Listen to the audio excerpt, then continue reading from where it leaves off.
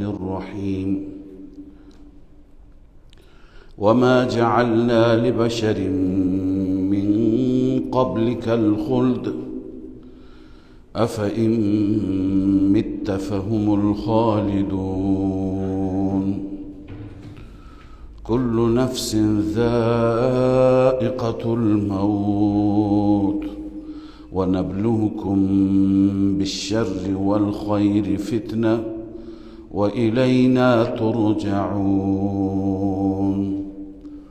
صدق الله العظيم. اللهم صل على محمد وعلى آل محمد كما صليت على اللهم بارك على محمد. سبحانك لا علم لنا إلا ما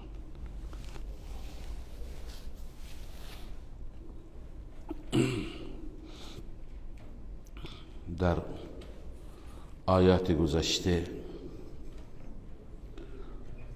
هم دلایلی در رابطه با توحید خواندیم و هم دلایلی در ارتباط با رسالت.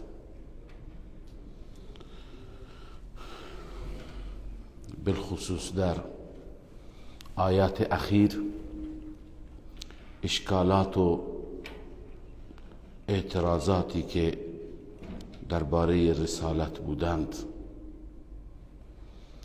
اونها را الله تعالی جواب دادند، چون اونها انتقادشون اعتراضشون عمده اعتراضشون بر بشریت رسول بود که الله تعالی فرمود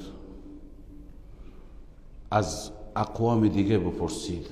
در گذشته هم رجالی را ما فرستادیم، مردانی را فرستادیم که اونها به عنوان پیامبر مبعوث شدند و آمدند. حال سخن بیجا و سخن پوچ دیگری اونها جواب داده میشه. اونها میگفتند که باشد این پیامبر تبلیغ خودش را فعالیت خودش را داشته باشد، ما انتظار میکشیم هر وقتی که چشمهایش را از این دنیا فرو ببندد، چشم ببندد از این دنیا و بره، موت بر او بیاید، دیگه تمام میشه، نهضتش تعطیل میشه، حرکتش تعطیل میشه. نتربص به ریب المنون. ما چه انتظاری داریم؟ انتظار حوادث را داریم، اتفاقات را داریم، حادثه مرگ را برایش داریم. او که بیاد دیگه تمام میشه و همه قصه به پایان میرسد. الله عزوجل در اینجا جواب میده این نیست که شما تنها از این دنیا برید، مگه قرار است شما تشریف ببرید از این دنیا به اون دنیا و اونها بمانند اینجا؟ اونها میمیرند. اگر مرگی هست برای همه هست. و ما جعلنا لبشر من قبلک الخلد. ما برای هیچ بشری قبل از شما خلد را و همیشگی را، ماندن دائمی را در دنیا قرار ندادیم. افئن مت فهم الخالدون.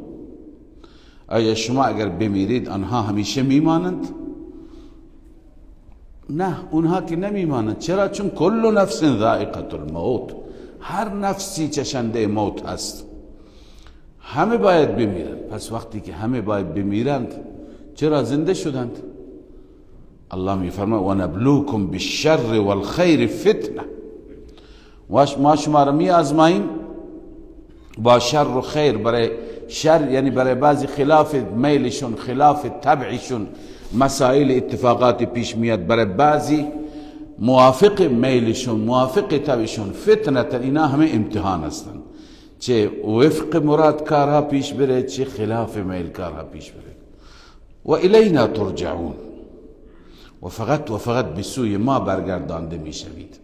پس برای شما همه اتفاقات هست و اتفاقات تلخ، اتفاقات خوش، زیبا، نازیبا. و الله تعالی در ادامه میفرماید این مشرکان هر وقتی که شما را میبینند، در حالی که همه مسائل را میدونن، میبینه شما را مسخره میکنند به باد تمسخر میگیرن و میگن این فرد همون کسی است که همیشه خدایان شما را به بدی یاد میکند، خدایان شما را بد و بیراه میگه، همونطور که به ابراهیم میگفته و اذا رآك الذین کفروا این یتخذونک الا هزوا، هرگاه شما را ببینن کسانی که کفر کردن شما را نمیگیرن مگر به باد مسخره. به چه صورت؟ هذا الذی یذکر آلهتکم، آیا اون هم کسی است که یذکر آلهتکم خدایان شما را یاد میکند و هم بذکر الرحمن هم کافرون، در حالی که اینها برای ذکر الرحمن قرآن است و هم بذکر الرحمن یعنی القرآن، اونها نسبت به ذکر الرحمن نسبت به قرآن هم کافرون منکر هستند، خودشون قرآن را قبول ندارند و بر شما ایراد میگیرند که چرا این خدایان ما را به بدی یاد میکند. و تعجیل هم داشتند، وقتی که اونها را از عذاب خدا بترسانید، از عذاب خدا بیم بدهید، میگویند که این عذاب کی هست، این عذاب را زودتر شما بیارید. الله میفرماید خلق الانسان من عجل، انسان از عجل آفریده شده. یعنی چه؟ یعنی خدای تعالی تعجیل را در فطرت انسان گذاشته، چه برای کار خیر باشد هم عجله دارد، خیری نباشد هم عجله دارد، زودتر بیاد. میگه خلق الانسان من عجل سأریکم آیاتی فلا تستعجلون، ان قریب من آیاتم را به شما نشان میدهم شما عجله نکنید. بر اساس همین عجله است که میگویند و یقولون متى هذا الوعد ان کنتم صادقین، میگویند این وعده عذاب کی هست اگر شما صادق هستید، اگر حقیقت را میگید بگید کی میاد. لو يعلم الذين كفروا حين لا يكفون عن وجوههم ولا عن ظهورهم ولا هم ينصرون. خدا میفرماید اگر اون لمحات عذاب را، اون ساعات عذاب را و اون کیفیت عذاب را اگر می دانستند لما تعجلوا، عجله نمی کردند، عذاب نمی خواستند، ولی چون که نمی دانند، اعتقاد ندارند، باور ندارند، به این خاطر عجله دارند. لذا اگر می دانستند لو يعلم الذين كفروا حين لا يكفون، اگر می دانستند کسانی که کفر کردن زمانی که لا یکفون عن وجوههم النار، که لا یکفون به معنی لا یدفعون هست، دفع نمی کنند، دور نمی کنند، جلو نمی گیرند، عن وجوههم النار از چهرهشون آتش را، ولا عن ظهورهم و همچنین از پشتشان. چهره عضوی از اعضای بدن هست که اشرفترین هست و هر خطری که بیاد انسان سعی میکنه به چهره نیاد. حتی دست را انسان میگذارد جلوی چهره را میگیرد یا خودش را انسان بر میگرداند تا بالاخره هر آسیبی هست، خطری هست، به چهره نیاد. ولی خدای تعالی میفرما اونجا نه، اونجا انسان نمیتوند. عذاب که بیاد، شعله آتش که بیاد، چهره را میزند، چهره را اول میسوزاند. و همچنین علی ظهورهم، پشت یک بخشی از بخشهای حساس بدن هست که بیشتر هر مشکلی که بیاد از پشت، معمولا انسانی که سرما میخورد، مریضی دیگه هست، اول پشتش وقتی سرما میخورد از اون قسمت در درونش کلا سرما وارد میشه. به این خاطر این دو عضو را نام برد، گویا اقبال و ادبار، جلو و پشت. الله می فرماید اگر اینها کسانی که کفر کردن میدانستند حین لا یکفون عن وجوههم النار، اون لحظه ای که دفع نمی کنند از چهرهشان آتش را، یعنی نمیتونند، ولا عن ظهورهم و همچنین از پشتشان هم آتش را نمیتوانند دور کنند، ولا هم ینصرون و نه آنها یاری میشوند، یعنی نفی شفاعت، هیچ یاوری ندارند، هیچ مددگاری ندارند.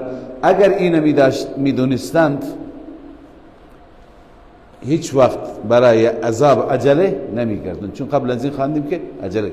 پس این لو شرطی است، لما تعجل العذاب بل تأتیهم بغتة، بلکه اون عذاب ناگهان می آید. فتبهتهم، وقتی که بیاید اونا رو بهت زده میکنه.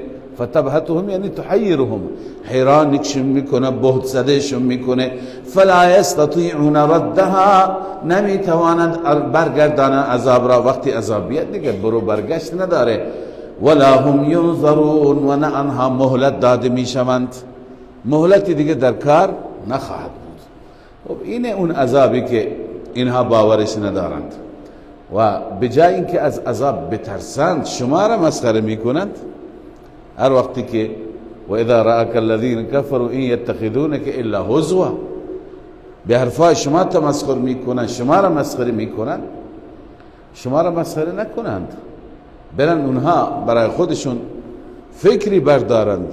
وقتی که این حالت زار دست بده دیگه راه برگشتی برای عذاب وجود ندارد. ولقد استهزئ، در این آیه شریفه الله تعالی پیامبرش را، محبوبش را تسلی میده که شما نگران نباش. اگر اونها مسخره میکنند، استهزا میکنند، رسول قبل از شما هم استهزا شدند، پیامبران قبل از شما را هم مسخره کردند. ولقد استهزئ برسل من قبلک، همانا استهزا شد نسبت به پیامبران قبل از شما. اما کسانی که استهزا کردند زیاد دوام نیاوردند. اون چیزی که مسخرهش میکردند هم زود آمد. اون چیز چی بود؟ عذاب بود. عذاب را مسخره میکردند. فحاق بالذین سخروا منهم، فرود آمد، نزول کرد به کسانی که کفر کردند از آنان. چه فرود آمد؟ حاق فاعلش چیه؟ ما کانوا به یستهزئون، آن عذابی که آن عذاب را مسخره میکردند، اون عذاب فرود آمد، اون عذاب بر اونها آمد و اونها را بلعید، از بین برد. خب پس تا اینجا جوابهای مشرکین بود، هم جواب شبهات اونها و هم جوابهای مسخرهای اونها. حال در ادامه دلیل عقلی در گذشته شما سه تا دلیل خواندید از دلایلی که عقلی که بر اثبات توحید. این چهارمی هست. قل من یکلؤکم باللیل والنهار من الرحمن، ای پیامبر به آنان بگو چه کسی شما را محافظت می کند. کلأ حفاظت را می گویند، نگهبانی را می گویند. چه کسی نگهبان شماست، محافظ شماست شب و روز؟ من الرحمن یعنی من عذاب الرحمن، از عذاب پروردگار. الله تعالی خودش، کسی دیگر نیست که بگه خدای ما را حفاظت کرده تا به حال، الهی ما را حفاظت کرده. الله تعالی خودش نیاورده عذاب را. شب و روز که شما کفریات دارید، شرکیات دارید، تمرد و سرکشی دارید، کیه که جلوی عذاب را گرفته؟ بل هم عن ذکر ربهم معرضون، اینها از توحید پروردگار، از ذکر پروردگار، چون اون ذکری که توان با توحید باشد، اعراض کننده هستند. خب کیه که جلوی عذاب را گرفته؟ ام لهم آلهه، آیا خدایانی دارند که تمنعهم، مانع عذابشون هست من دوننا غیر از ما؟ آیا چنین معبودانی وجود دارند؟ آلهه مزعومه، آلهه‌ای که در اذهان و در تصورات این هست. الله میفرماد اونها نه اینکه اینها را نمیتونن نجات بدن، لا یستطیعون نصر انفسهم، یاری خودشون را نمیتونند. اگر برای خود اونها مشکلی بیاد، برای همون خدایان، برای آلهه، حیان یا میتن، برای خودشون مشکلی بیاد، لا یستطیعون نصر انفسهم ولا هم منا یصحبون، و از جانب ما هم اونا مصاحبت نمیشن، همراهی نمیشن، یعنی حمایت ما نیست بر اون آلهه‌ای که اینها میپندارند. پس چه کسی اینها را تا به حال نگهداری کرده؟ چه کسی مانع شده که بر اینها عذاب نیاد؟ الله میفرمه بل متعنا هؤلاء و آباءهم. خود ما هستیم، خود ما فرصت بهره‌گیری دادیم، فرصت استفاده کردن از زندگی را بهشون دادیم، عذاب نیاوردیم. بالاخره عمرشون طولانی شد، 80 سال 100 سال از عمرشون گذشت، تا به حال شرک و کفر کردند، عذاب نیامد. پس هیچ خدایی از خدایان باطل تا به حال جلوگیری نکرده. بل متعنا هؤلاء و آباءهم، بلکه ما بهره دادیم، یعنی فرصت بهره‌گیری از زندگی دادیم اینها را و پدرانشان را، حتی طال علیهم العمر، حتی که عمر بر اونها طولانی شد، یعنی در تنعم و تعیش اونها ادامه دادند. افلا يرون انا نأتی الارض ننقصها من اطرافها. این یک تخویف دنیاوی است. الله می فرماید آیا آنها نمی بینند که انا نأتی الارض، همانا ما زمین را می آییم، ننقصها من اطرافها، کم می کنیم از اطراف زمین. کم می کنیم از اطراف زمین. چی؟ آیه شبیه این آیه قبلا ما خواندیم. اونجا هم عرض کردم دو تا تفسیر هست. یک تفسیری که عامه مفسرین از قدیم تا به حال ذکر می کنند، اون اینه که انا نأتی الارض ننقصها، زمین را کم می کنیم به تکثیر المسلمین. روز به روز مسلمانان چی میشند؟ بیشتر میشند و از هر طرف زمین و ارض کفار فتح میشه. اراضی کفار چی میشه؟ فتح میشه. بلاد اسلامی بیشتر میشه. این دلیلی هست بر حقانیت ایمان، حقانیت اسلام، حقانیت قرآن. بیشتر همین تفسیر را گفتند که مشرکین نمیبینن روز به روز زمینشون کم میشه، بلادشون کم میشه، عرصه بر اونها تنگ میشه. تفسیر خازن با این تعبیر نوشته افلا يرون، یعنی افلا يرى هؤلاء المشركون. این مشرکان نمی بینند آثار قدرتنا فی اتیان الارض من جوانبها، آثار قدرت ما را که از هر جانب روز به روز ما به زمین می آییم، به اخذ الواحد بعد الواحد و فتح البلاد والقرى، یکی بعد از دیگری شهرها را از اونها میگیریم و بلاد و قریه ها روز به روز فتح میشه، و فتح البلاد والقرى مما حول مکه و ادخالها فی ملک محمد صلی الله علیه و سلم. دیروز حکومت محمد صلی الله علیه و سلم فقط در مدینه بود، بعدا پیشروی کرد تمام قرای اطراف مدینه، بعدا جلوتر آمد مکه فتح شد، ادامه یافت حنین، طائف، تمام بلاد، آخر تمام بلاد حجاز. روز بروز زمین کفار چی میشه؟ کمتر میشه، اون مناطق کفار کمتر میشه و از طرف مناطق مسلمانان بیشتر میشه. خب بیشتر همین تفسیر را ذکر کردند. همین از کنم که توجیه را ذکر کردن در تفسیرهای قدیم همه ببینی همینه. اما یک تفسیر جدیدی که بسیاری از مفسرین معاصر، اونهایی که در رابطه با مسائل روز مطالعه دارند و تحقیق دارند، میگویند که یکی از مصادیق که بهتر معلوم میشه اینه که روز به روز خود زمین کم میشه، روز به روز خود زمین کم میشه و دریاها و سطح دریاها میزنه بالا، مناطق بیشتری از زمین میره زیر دریا، بالخصوص اقیانوس ها که بالاخره بیشتر میشه، یخهای قطب ها بیشتر میشه و آبهای دریاها بیشتر میشه. برای ماها که از دریاها فاصله داریم زیاد معلوم نمیشه، ولی در کل در تمام دنیا در سطح جهان روز به روز مناطق آبی بیشتر میشه و مناطق خشکی چی میشه؟ کمتر میشه.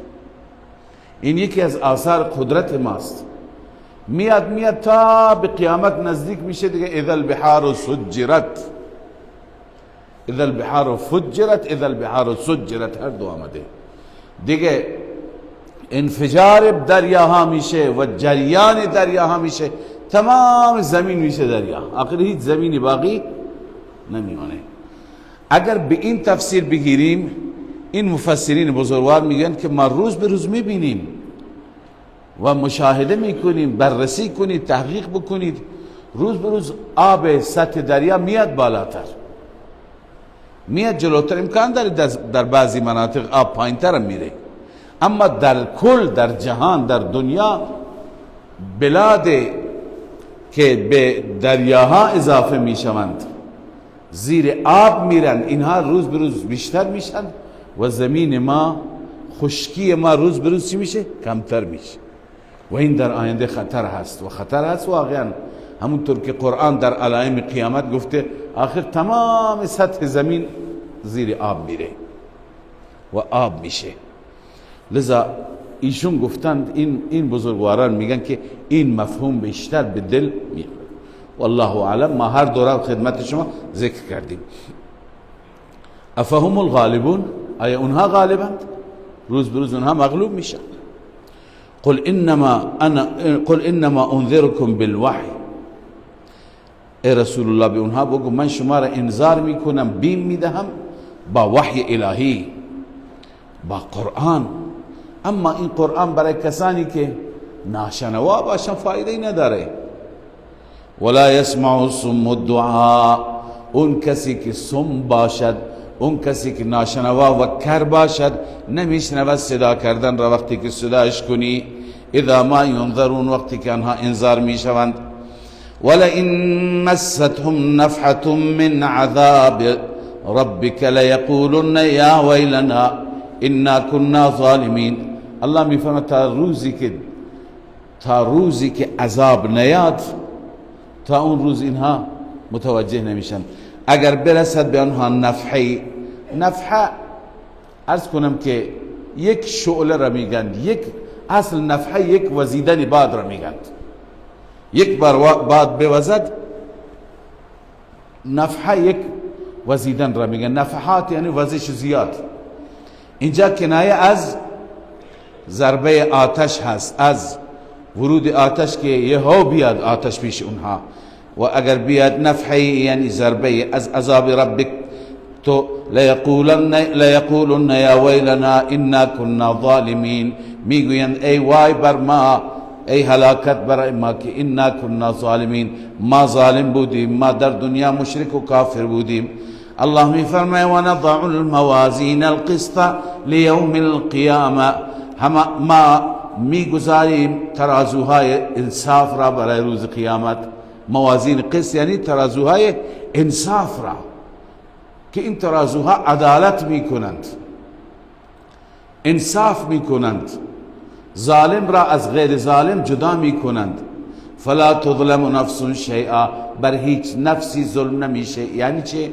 یعنی لا ينقص من حسناتها ولا يزاد في سیئاتها شیء، نه از حسناتش چیزی کم میشه نه در سیئاتش. خب و این کان مثقال حبة من خردل اتینا بها، اگر به اندازه یک دانه خردل، مثقال قبلا گفتم به معنی چی هست؟ اندازه هست. به اندازه یک دانه خردل همون سپند را میگند. اگر به اندازه یک دانه سپند اگر خیری باشد یا شری باشد در اعمال اونها، اتینا بها، ما میاریم آن را. یعنی به اندازه سپند عملی کرده، چه خوب چه بد، اونجا عملش حاضر میشه.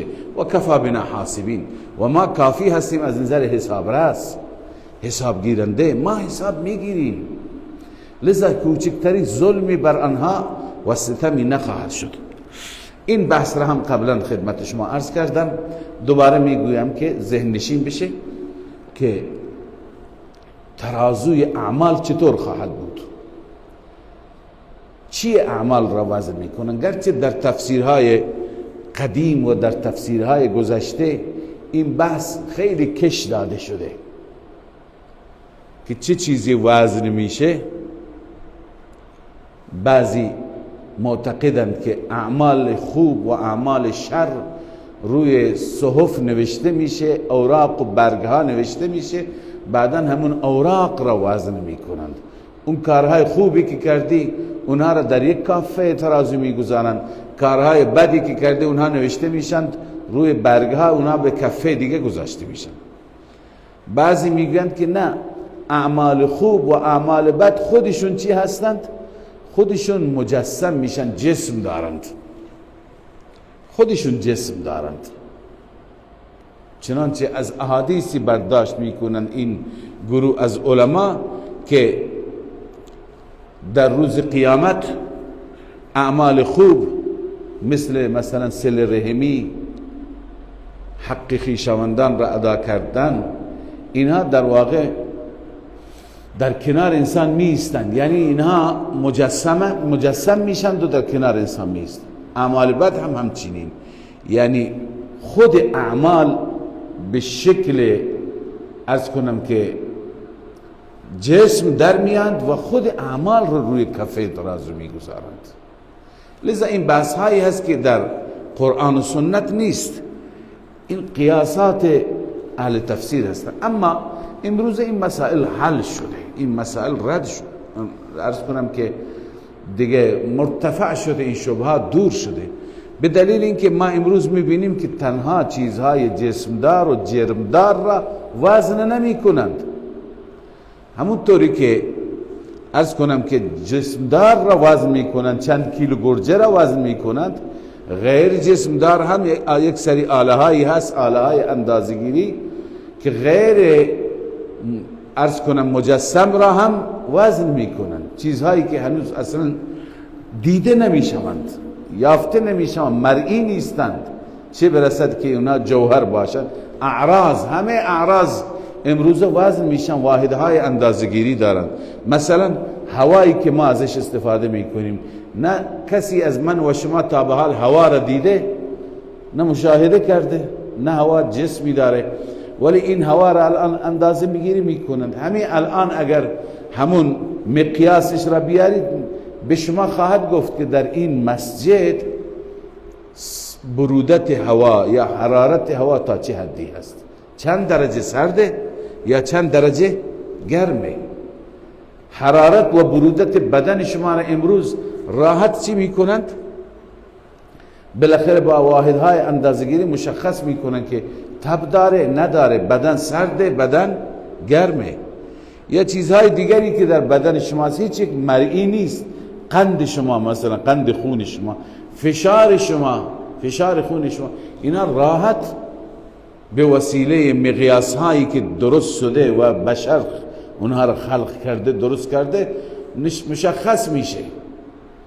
پس همونطور چیزهایی که امروز جوهر نیستند، جسم ندارند، جرم ندارند، اینها همه اینها چی میشوند؟ اندازه‌گیری میشوند. الله عزوجل قادر هست که در روز قیامت به وسیله یک سری ترازوهای، به وسیله یک آله آله‌های سنجش، در یک لحظه تمام خوب و بد انسان را چی بکند؟ مشخص بکند. یعنی مشخص بشه این انسان چقدر خوبی کرده، چقدر بدی کرده، در چه حدی، در چه عرض کنم معیاری. لذا این مسئله الان حل شده هست. ونضع الموازين القسط ليوم القيامة فلا تظلم نفس شيئا. هیچ ظلمی نمیشه. حتی و این کان مثقال حبت من خردل، اگر به اندازه یک دانه سپند کار خوبی انجام داده باشه، اتینا بها، ما میآوریم آن را، و کفا بنا حاسبین، ما کافی هستیم از نظر حساب راست حساب گیرنده. ولقد آتینا موسی و هارون الفرقان و ضیاء و ذکرا للمتقین. تا به حال ما دلائل عقلیه را خواندیم، حال دلائل نقلیه از انبیاء گذشته. اول الله تعالی ذکر می فرماد از موسی و هارون، همانا ما دادیم به موسی و هارون فرقان را، یعنی تورات را که فارق بین الحق والباطل بود، و این توراتی که وصف دومش و ضیاء چراغی بود، چراغ هدایت بود، و ذکرا للمتقین پند و اندرزی بود برای متقیان، وصف سومش پند ذکرا. پس برای منیبین، برای مستفیدین، کسانی که استفاده کنند. متقین کیا هستند؟ الذين يخشون ربهم بالغیب، آنهایی که از ربشان میترسند، ندیده میترسند. ایمان چون بالغیب است، رب را ندیدند، جهنمش را ندیدند، بهشتش را ندیدند، ولی میترسند. و هم من الساعة مشفقون، آنها از قیامت هم بیمناک هستند، ترسناک هستند. مشفقون یعنی خائفون، از قیامت هم میترسند. لذا برای اینها هدایت بود، برای اینها رحمت بود، پند بود. و هذا ذکر، حال وقتی که ثابت شد که تورات کتاب خداست، پند و اندرز بود، موعظه بود، این قرآن هم مثل همون. و هذا ذکر، اینم پندی هست، اینم نصیحتی هست که مبارکون، در این برکات وجود داره، سراپا برکت است که انزلناه، ما نازل کرد. افانتم له منکرون، ای مخاطبان شما این را انکار میکنید؟ شما این را نمیپذیرید، قبول ندارید؟ این دلیل اول از موسی. ببینید موسی مثل همین قرآن کتابی به او داده شد، فارق بین الحق والباطل بود. اون کتابش رحمت بود، هدایت بود، پند بود، موعظه بود. این قرآن موعظه است. چرا شما از پند قرآن استفاده نمی کنید؟ چرا قرآن را انکار می کنید؟ و دلیل دوم که دلیل نقلی تفصیلی از سیدنا ابراهیم علیه السلام است. ابراهیم تقریبا نام ابراهیم بیش از 30 جا در قرآن مجید آمده. ابراهیم پیامبری هست متفق علیه، علاوه از اینکه پیامبر خداست ابوالانبیا هست. و الله عزوجل نام نیکی از ابراهیم گذاشته بود که تمام ابراهیم را از آن خود می‌دانستند. مشرک مکه میگفت مال منه، یهودی میگفت مال منه، مسیحی ها کذا، مسلمان. الله تعالی مرام ابراهیم را، روش و منش ابراهیم را، عقاید و ایمان ابراهیم را، عملکرد ابراهیم را نقل میفرماید، روایت میفرماید. مشخص میشه که کدوم از این مذاهب و از این فرق بر مسیر ابراهیم است. لذا این دلیل نقلی دوم از ابراهیم که اینجا نسبتا تفصیل هست. ابراهیم علیه السلام در شهر بابل عراق اونجا زندگی میکرد و پادشاه اون زمان نمرود بود. ابراهیم پدری داشت به نام آزر، اما در تورات اسمش تارخ آمده. بعضی ها اعتراض میگیرند، بعضی اهل کتاب یهودی های امروز بر قرآن که ببین اسمها را قرآن اشتباهی میگه. و اذ قال ابراهیم لابیه آزر، در حالی که اسمش در کتاب مقدس تاریخ آمده، آزر نیست. ما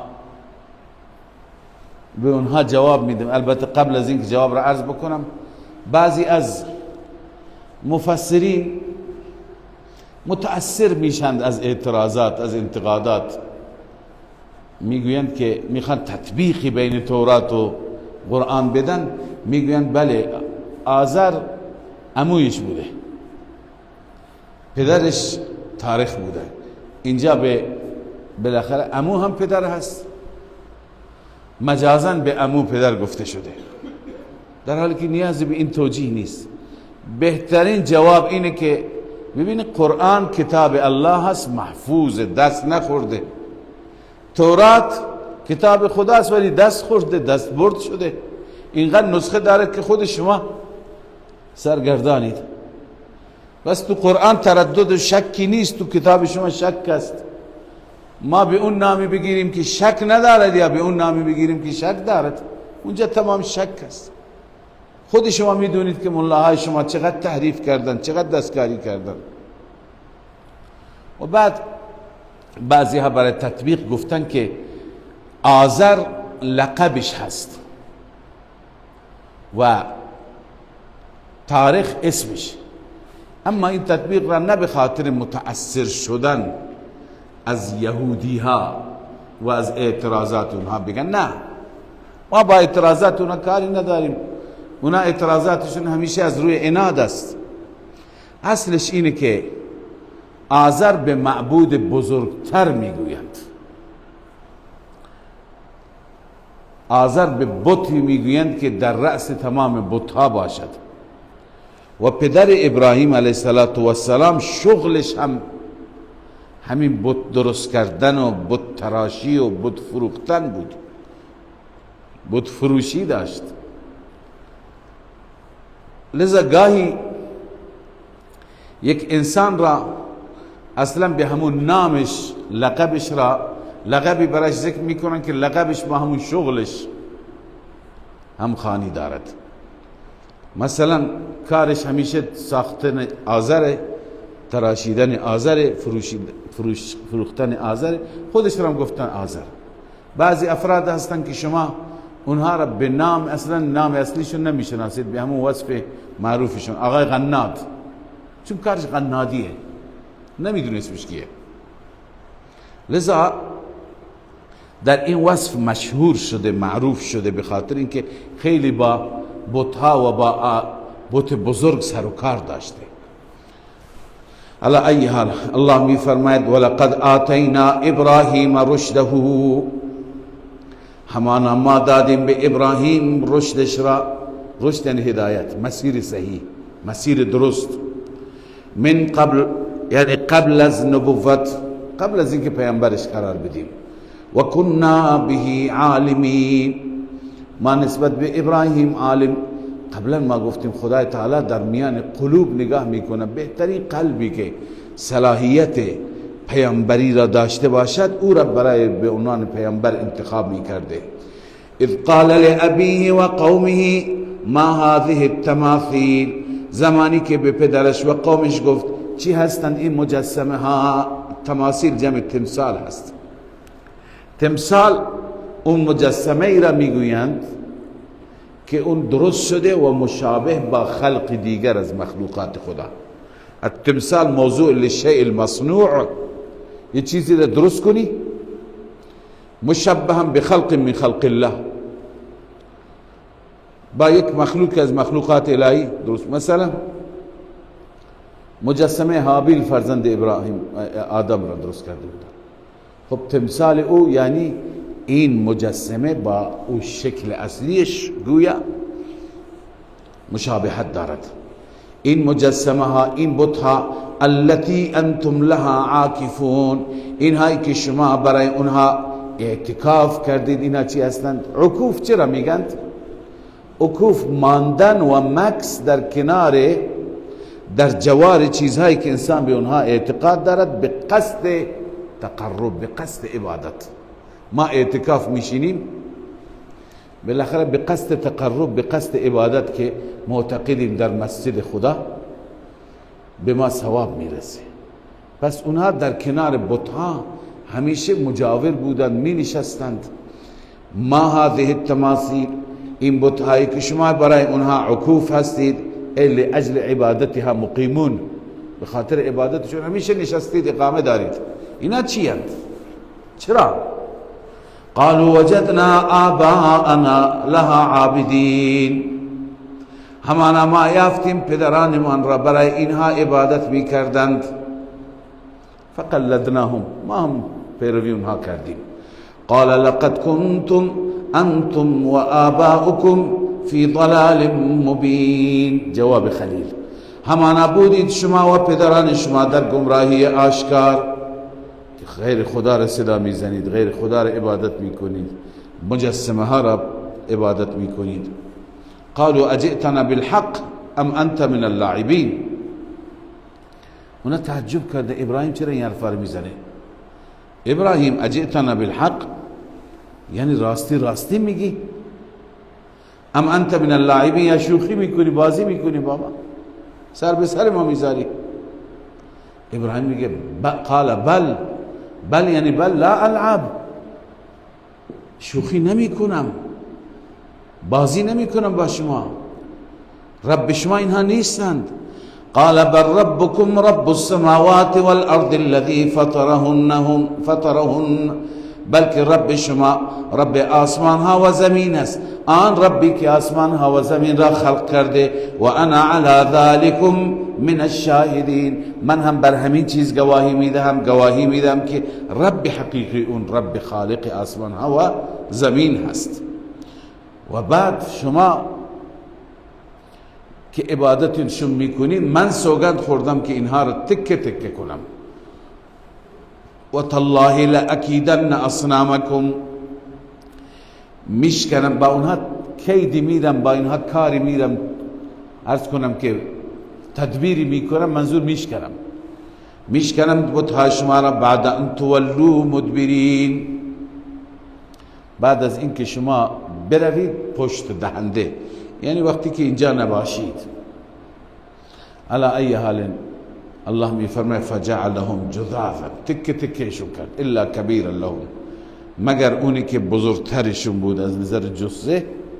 باز هم تو روایت هست که او را هم یک دستش را شکست، اما بعدا بر عاتق او، بر گردن او همون تبر را گذاشت. لعلهم الیه یرجعون، شاید به او برگردند، یعنی از او بیام بپرسم ببینید که ما از چیش بپرسیم، این میتونه به ما جواب بده؟ خب کسی دیگه نبوده، خود بتها بگن جریان را، وقتی که ببینن که حتی جریان را نمیتونن بگند، شاید متوجه بشند.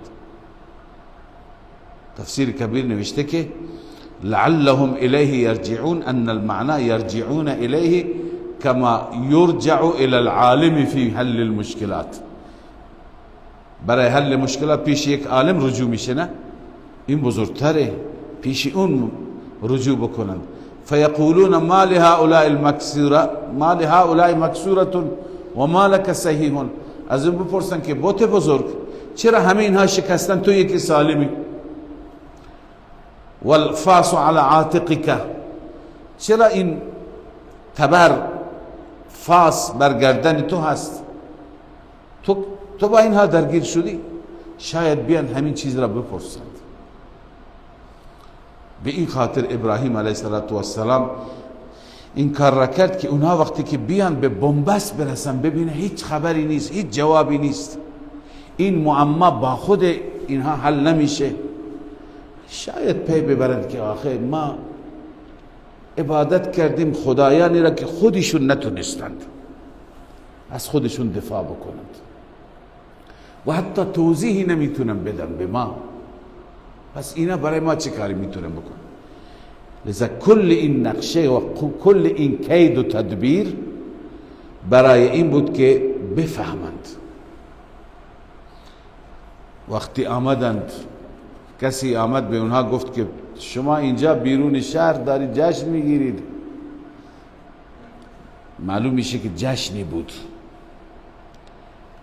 که اونها بلا تشبیه مثل ما که ما روزهای جشنمون، روزهای عیدمون میریم بیرون شهر، برای چی میریم؟ برای عبادت میریم، برای نماز عید میریم.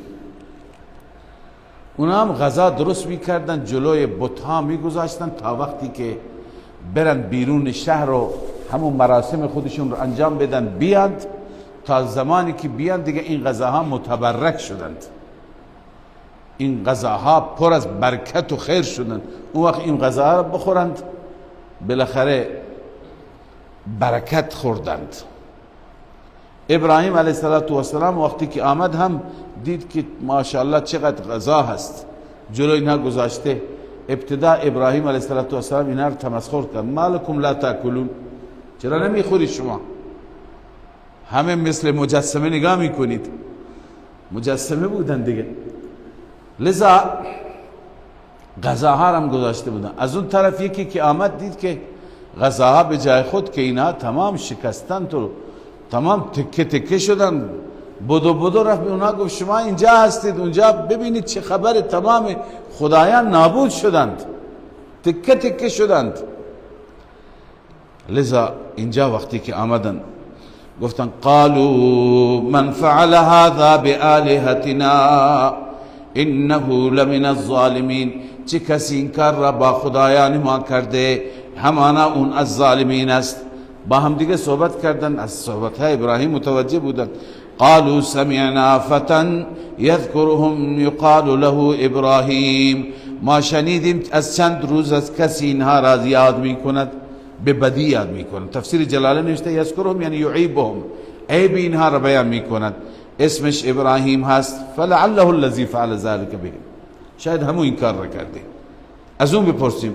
قالوا فأتوا به على اعین الناس، گفتم بیاورید او را بر در دید مردم، یعنی در حضور مردم، لعلهم یشهدون، تا اینکه مردم هم حاضر بشند و ببینند. چی را ببینند؟ یشهدون عقوبتنا له، که ما چطور اون شکنجه میدیم، مردم هم ببینند تا برای دیگران عبرت باشه. یعنی بیارید در ملأ عام به جزای کارش برسونیم.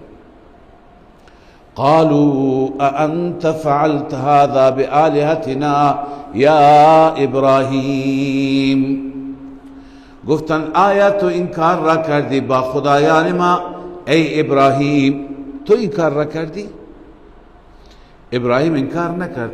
قال بل فعله، ابراهیم گفت که بله یک کسی کرده. فعله اصلش این است، بل فعله فاعل، اینجا اکثرا وقف میکنند ائمه قرائت، بل فعله یعنی فعله فاعل، کننده کرده، فاعل این کار را کرده. ولی میخواد بدونید اون کی هست. کبیرهم هذا، سردارشون بزرگترشون اینه که این سالم ماشاءالله، فاسألوهم، بپرسید. چون ابراهیم اول فکر کرد خودشون بیاند و به این نتیجه برسن، ولی نتیجه نرسیده. اونها اصلا نرفت از اون بزرگه بپرسن، اونها دنبال مجرم خارجی بودن. لذا ابراهیم را آوردن. ابراهیم اون قصدی و اون نیتی که قبلا از شکستن بقیه داشت و سالم گذاشتن یکی داشت، اون را خودش الان اجرا کرد، پیاده کرد، ایفا کرد. گفت بل فعله، انجام داده کسی این کار را. فعله یعنی فعله من فعله، کرده هر که کرده. میخواد بدونه کی کرده. کبیرهم هذا، بزرگتر اینه که سالم هم هست. کبیرهم هذا فاسألوا، اون را بپرسید. این کانوا ینطقون، اگر اینها صحبت میکنند خب حتما او خواهد گفت، کل جریان را تعریف میکنه. اما بعدم با خودشون فکر کردن، فرجعوا الى انفسهم، به خود رفتن، به خود برگشتن، گفتن که فقالوا انکم انتم الظالمون. اون ضمیر اونها، وجدان اونها، وجدان حقیقی اونها گفت که شما ظالمید. نه ابراهیم، ما داریم ظلم میکنیم، اینا را عبادت میکنیم. لذا ابراهیم نیست. ای انکم انتم الظالمون بعبادت من لا ینطق بلفظة. چه ظلمی داریم میکنیم که عبادت میکنیم کسانی را که یک کلمه نمیتونه بگه. یک کلمه بگه کی زده، امین هم نمیتونه بگه. ولا یملک لنفسه لحظه، یک لحظه مالک خودش نیست. و کیف ینفع عابدیه و یدفع عنهم الیأس، چطور این بعدا میتونه عابدین خودش را نجات بده از اونها، یأس را دفع کنه؟ ما کار خوبی نمی کنیم، ما داریم بر خود ظلم میکنیم. اما بعدا شیطان نگذاشت. ثم نکسوا علی رؤوسهم، سپس شرمنده شدند، سرافکنده شدند بر سرهایشون، یعنی سرهایشون پایین افتاد.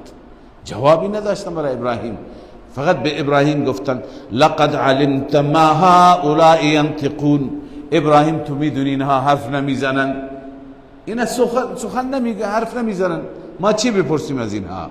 الان دهان ابراهیم باز شد به اصطلاح. این حجتی بود برای ابراهیم، محل حجت گرفتن بود، لذا ابراهیم دیگه حملات خودش را آغاز کرد.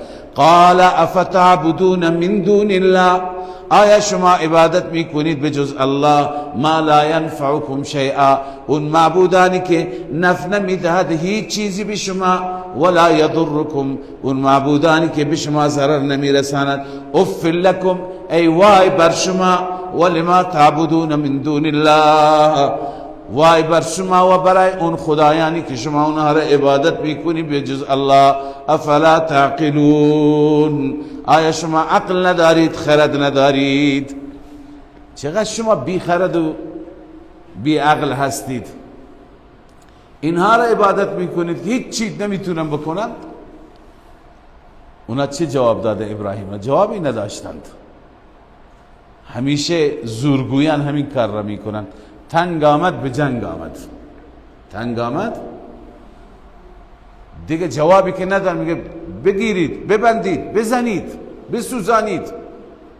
دیگه منطق اونها چیه؟ منطق اونها زدن، شکنجه. همه دیکتاتورها همینطور هستند. از نظر استدلال وقتی کم میارند میترسونند، زندان، شکنجه. بالاخره نمیتونند ابراهیم علیه السلام را جواب بدن. بله، عرض کنم خدمت شما که قالوا حرقوه، اونها گفتن چیکار کنیم؟ بسوزانید اون را. یعنی لما عجزوا عن الحاجه، وقتی اونها از اینکه حجتی بیارند عاجز شدن، عجزوا عن الحجه باید باشه. و ضاقت بهم الحیل، تمام حیله ها و درهای استدلال بر اونها بسته شد. و هذا دیدن المبطل المحجوج، این حالت هر انسان باطلی که وقتی از نظر استدلال شکست بخوره، اذا بهت بالحجه، از نظر حجت و استدلال شکست بخوره، و کانت له قدره یفزع الى المناصب، قدرتی داشته باشه فوراً چیکار میکنه؟ فوراً از قدرتش استفاده میکنه.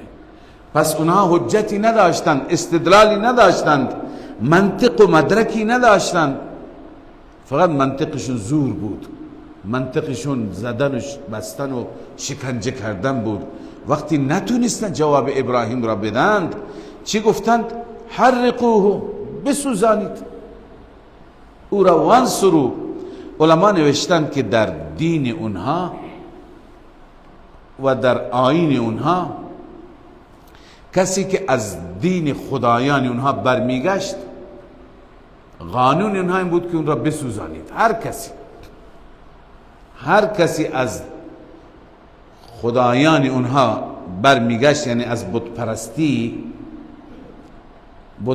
را انکار میکرد، اون را میسوزانده. همونطوری که در هر دین این قانون هست، در اسلام هست، کسی که مرتد شد مهلت بهش میده، اما بعد از مهلت دادن باز هم انکار کرد، کفر کرد، چیش عذابش چیه؟ قتل است. اونها هم سوزندن بود. اما ابراهیم علیه السلام تنها انکار نکرده بود، بلکه به قول اونها گستاخی کرده بود، تمام خدایان را از بین برده بود.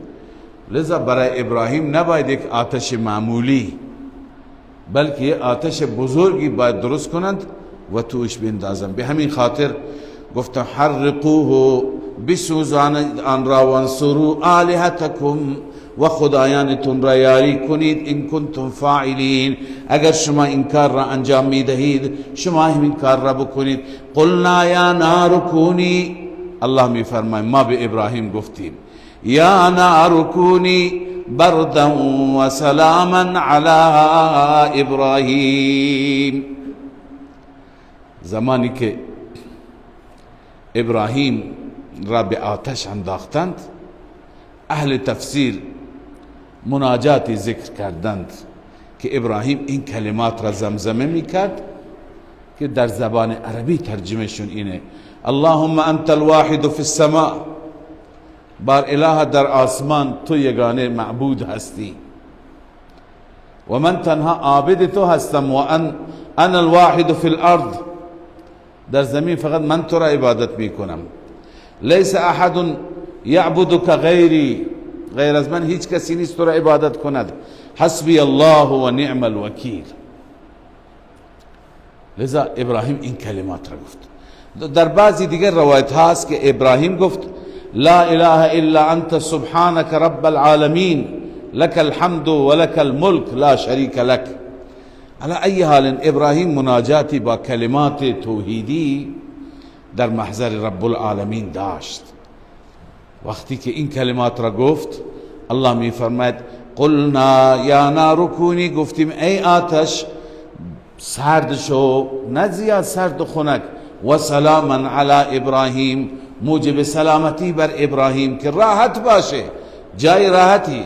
و ارادوا به کیدا فجعلناهم الاخسرین، آنها نسبت به ابراهیم کید کردند، یعنی توطئه را به کار بردند، اما توطئه و کیدشون را ما پایین قرار دادیم. فجعلناهم الاخسرین، پایین ترین ها که نتونستن با توطئه خودشون کاری بکنن. لذا وقتی دیدن ابراهیم علیه السلام عذاب اونها همین بود، تو آتش بنداز، وقتی دیدن سالم مانده تعجب کردن، بیشتر کار نداشتند.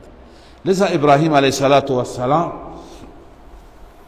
بعد از اون هم تبلیغ کرد. تبلیغ فایده ای نداشت، اونها دیگه تحویل نمی گرفتن، تا اینکه الله تعالی دستور داد که ای ابراهیم شما برو به اون مراکزی که اون مراکز توحید هست، به اون دو مرکز ابراهیم را دستور داد این دو مرکز را بره آباد بکنه، یکی بیت الله، یکی بیت المقدس.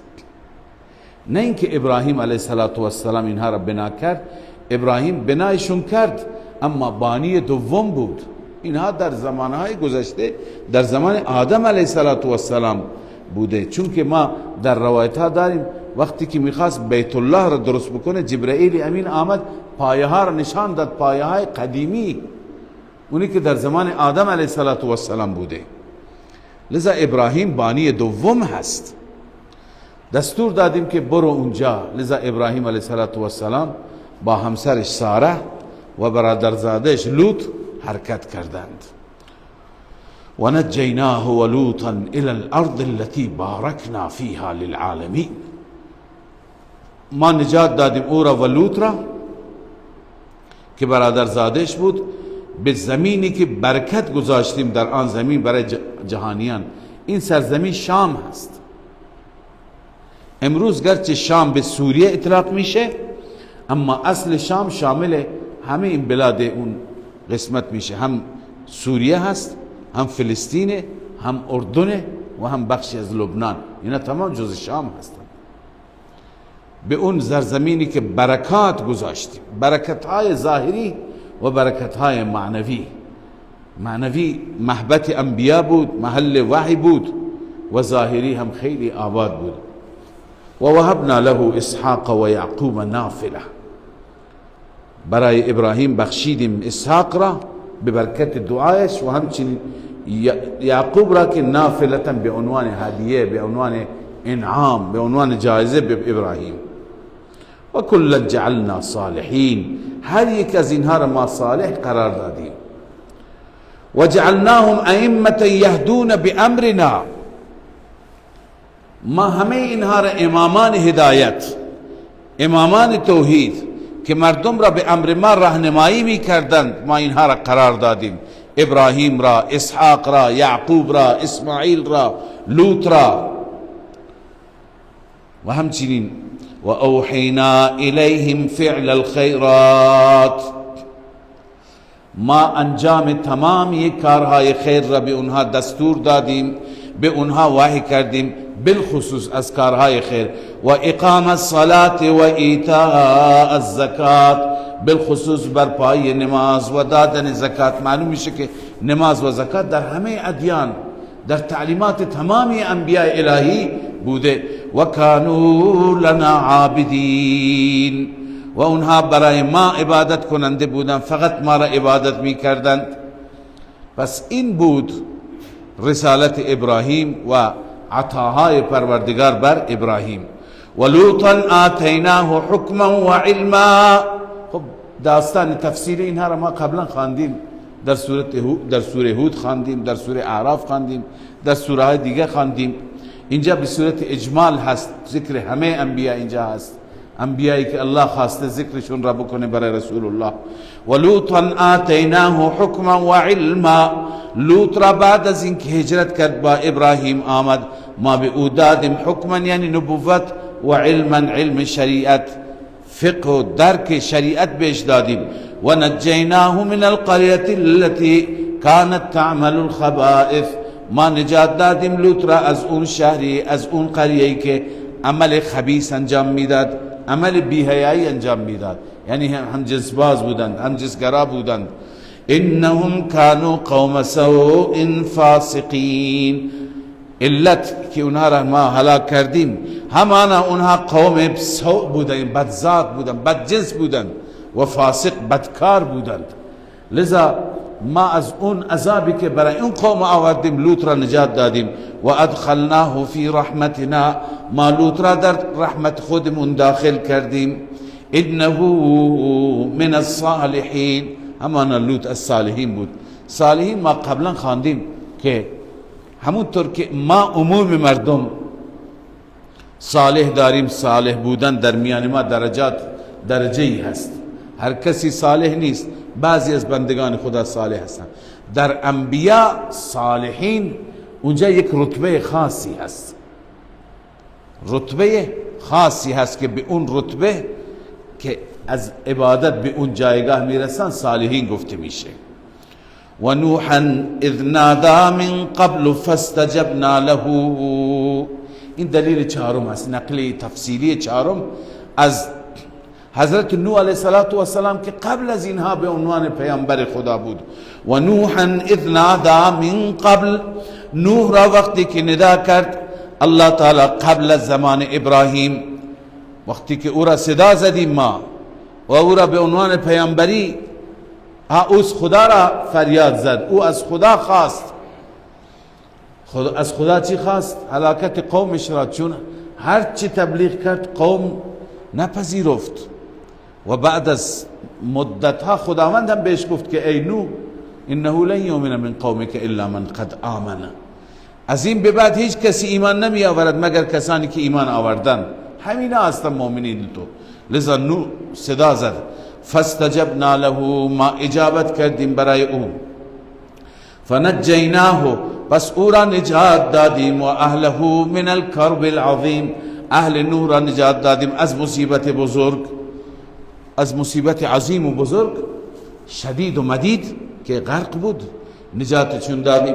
و نصرناه من القوم الذين كذبوا بآیاتنا، ما یاری کردیم، نصرت کردیم او را از قومی که تکذیب کردند آیات ما را. انهم كانوا قوم سوء فاغرقناهم اجمعین، همانا اونها قوم بدی بودند، بدذات بودند، در شرک و در کفر اونها دست طولایی داشتند. فاغرقناهم اجمعین، ما همگی را غرق کردیم، همگی را نابود کردیم، نوح را نجات دادیم. این خلاصه داستان همه انبیاء اینه که هر کسی که در مسیر حق بوده نجات، هر کسی که در مسیر باطل، شرک، غیر الله پرستی، بت پرستی، او نابود، هلاک می شده.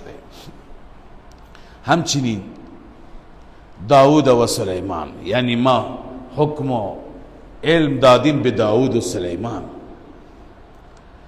که داود و سلیمان را الله تعالی نعمتهای زیادی داده بود، علاوه از نبوت که خدا تعالی به اونها داده بود و علم شریعت که خدا عطا کرده بود، به اینها حکومت هم داد. اینها حاکم مردم بودن، پادشاه بودند، هر یکی در زمان خودشون. اول داود، شما در سوره بقره خواندید که وقتل داود و جالوت، در اون جنگ داود وقتی که جالوت را کشت دیگه بعد از اون داود مطرح شد. داود شد داماد طالوت. طالوت پادشاه بود، بعد از طالوت دیگه پادشاه شد، بعد از پدر خانمش پادشاه شد و همه حکم و حکومت مال داود بود.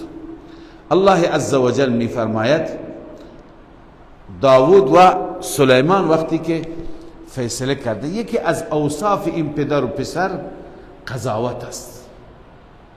اینها فیصله می کردن بین مردم، داستانها و جریاناتی که در قرآن آمده از فیصله اونها چندین هستند، در احادیث هم هستند.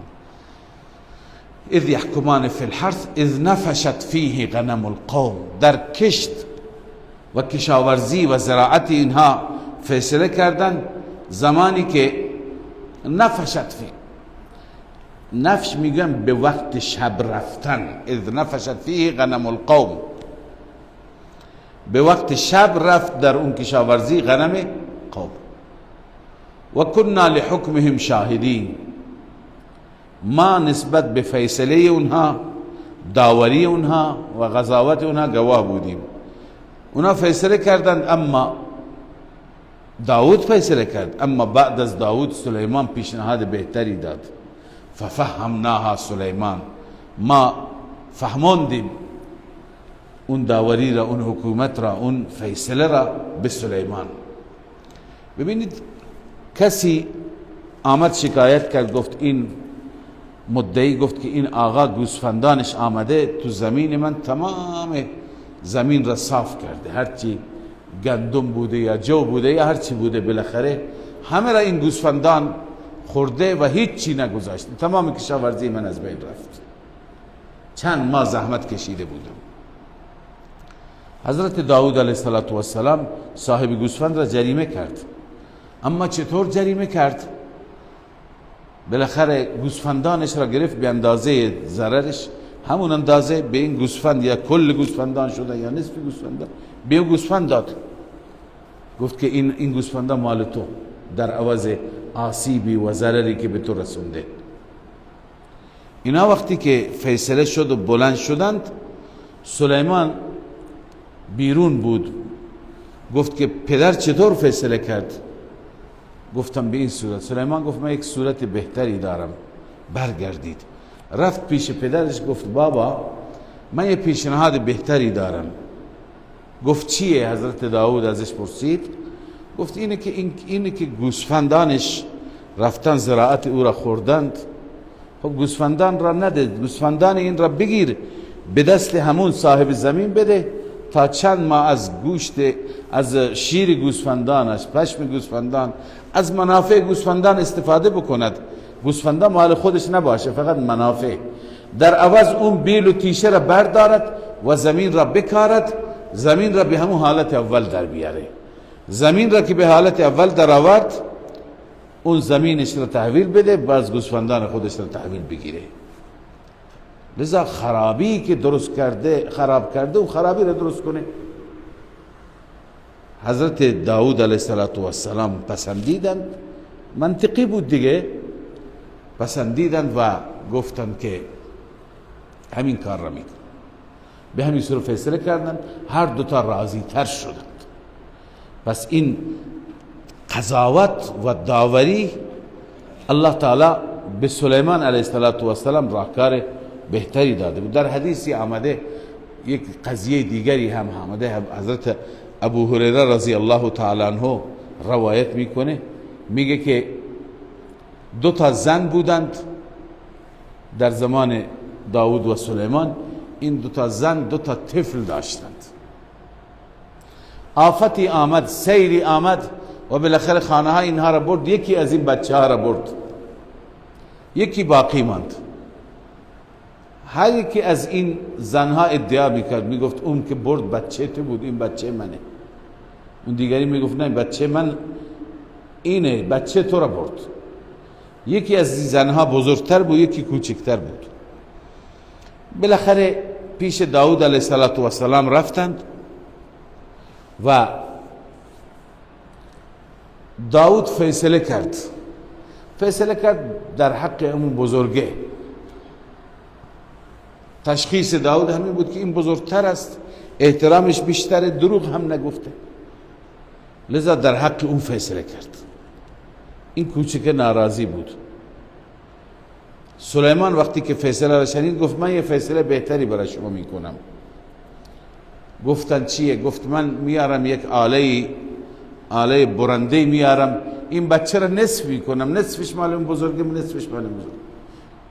توی که تو ناراضی هستی به این کوچکه فریاد زد، گریه کرد، گفت نمیخوام، مال اون باشه. سلیمان علیه السلام تشخیص داد که این بچه مال همینی که راضی نیست. میگه بچه مال من نشه ولی بچه به بچه آسیبی نرسه.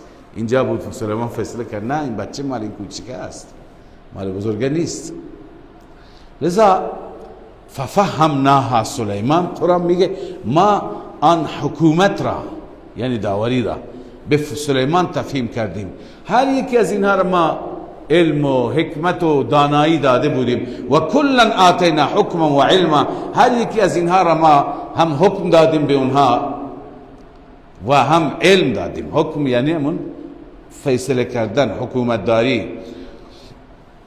اما هر یکی باز یک ویژگی های خاصی داشت. مثلا داود و سخرنا مع داود الجبال یسبحن والطیر، مسخر کردیم، تابع کردیم همراه با داود کوها را که تسبیح می گفتند و همچنین پرندگان را. قبلا خدمت شما گفتم که داود یک صدای بسیار زیبایی داشت و با اون صدای خودش الله را وقتی که ذکر می کرد، یاد می کرد، ترانه پروردگار را می خواند، چنان با زیبایی می خواند که هر مخلوقی به وجد می آمد، می رفت تو کوه و خدای تعالی را با یک عشق و با یک عرض کنم که نغمه خاصی یاد می کرد. وقتی که می خواند دیگه کوه هم شروع می کرد. الان بعضی ها اینجا توجیه دیگه گفتن که منظور از کوه، خواندن کوه اینه که وقتی که داود میگفت الله، صداش میرفت به کوه میپیچید بر میگشت. این توجیه قوی نیست. این منم میتونم برم بگم الله، کوه بر میگردانه دیگه صدا را. بعضی میگن تسبیح کوه حالا هست نه قالا. همین که و این من شیء الا یسبح بحمده، شما خواندید همه مخلوقات تسبیح میگویند. داود میرفت تسبیح خودش رو میخواند، کوه خودش رو میخواند. اینم عرض کنم شما تشریف ببرید، همین طور است.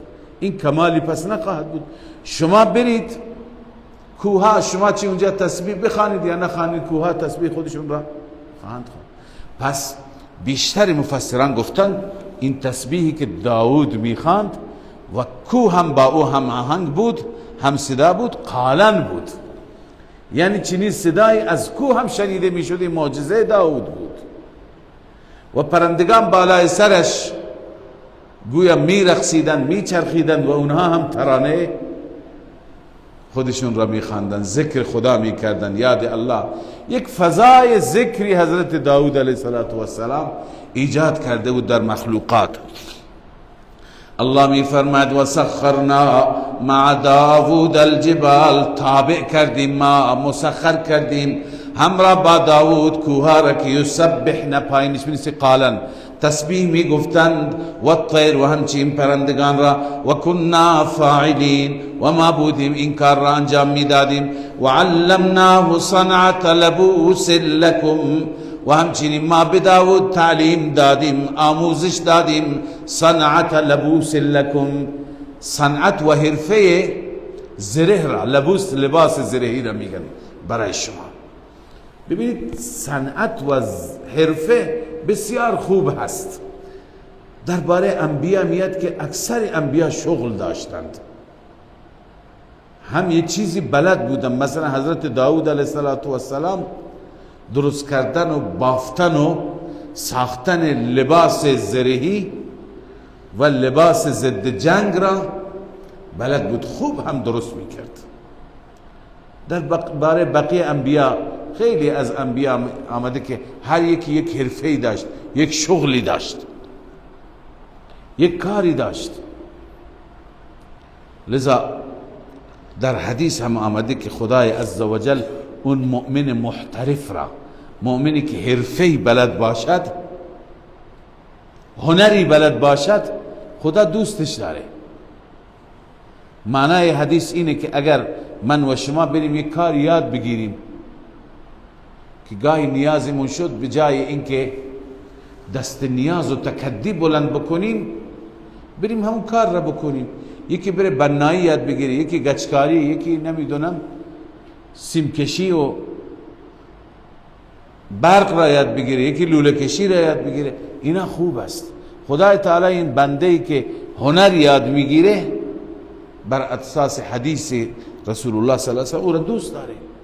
پس داود علیه السلام را ما یاد داده بودیم لتحصنکم من بأسکم، تا که شما را حفاظت کنند از جنگ شما. یعنی این لباس را بپوشید، آسیب نمیرسه به شما، محفوظ میمانید.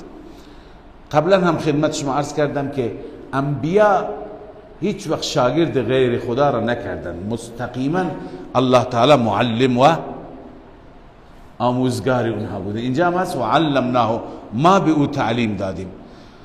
فهل انتم شاکرون، آیا الان تشکر میکنید، بندگان سپاسگزار میشید؟ نه تنها به داود این تسخیر، این در عرض کنم که اختیاری و قرار داده بودیم کوها و پرندگان را، برای سلیمان هم مسخراتی قرار دادیم. ولسلیمان الریح عاصفة، برای سلیمان همچنین ریح را، باد را که عاصفة در حالی که میوزید در اختیار سلیمان بود. تجری به امره، جاری بود به امر سلیمان یا به امر الله. الى الارض التي باركنا فيها، به سوی اون سرزمین و بلادی که ما برکت گذاشتیم، یعنی به طرف شام میرفت. و کنا بكل شيء عالمین، ما به هر چیز عالم و دانا بودیم. و من الشیاطین من یغوصون له، و سلیمان علاوه از این جنات را هم مسخر کرده بود. از شیاطین کسانی بوده که یغوصون له، یعنی در دریا غوطه می زدند. و یعملون عملا دون، غوطه می زدند جواهر را، مرواریدها را از قعر دریا. سلیمان حکومتی داشت، برای اقتصاد اون حکومت نیاز داشت، نیاز به دریا داشت، نیاز به سرمایه داشت. لذا برای جذب سرمایه از جنات کار می گرفت. الله تعالی این ویژگی را به این پیامبر داده بود، غیر از ایشون کسانی دیگه نبودند. و یعملون عملا دون ذلك، غیر از این کارهای دیگه هم میکردند که شما تفصیلش را انشاءالله میخوانید.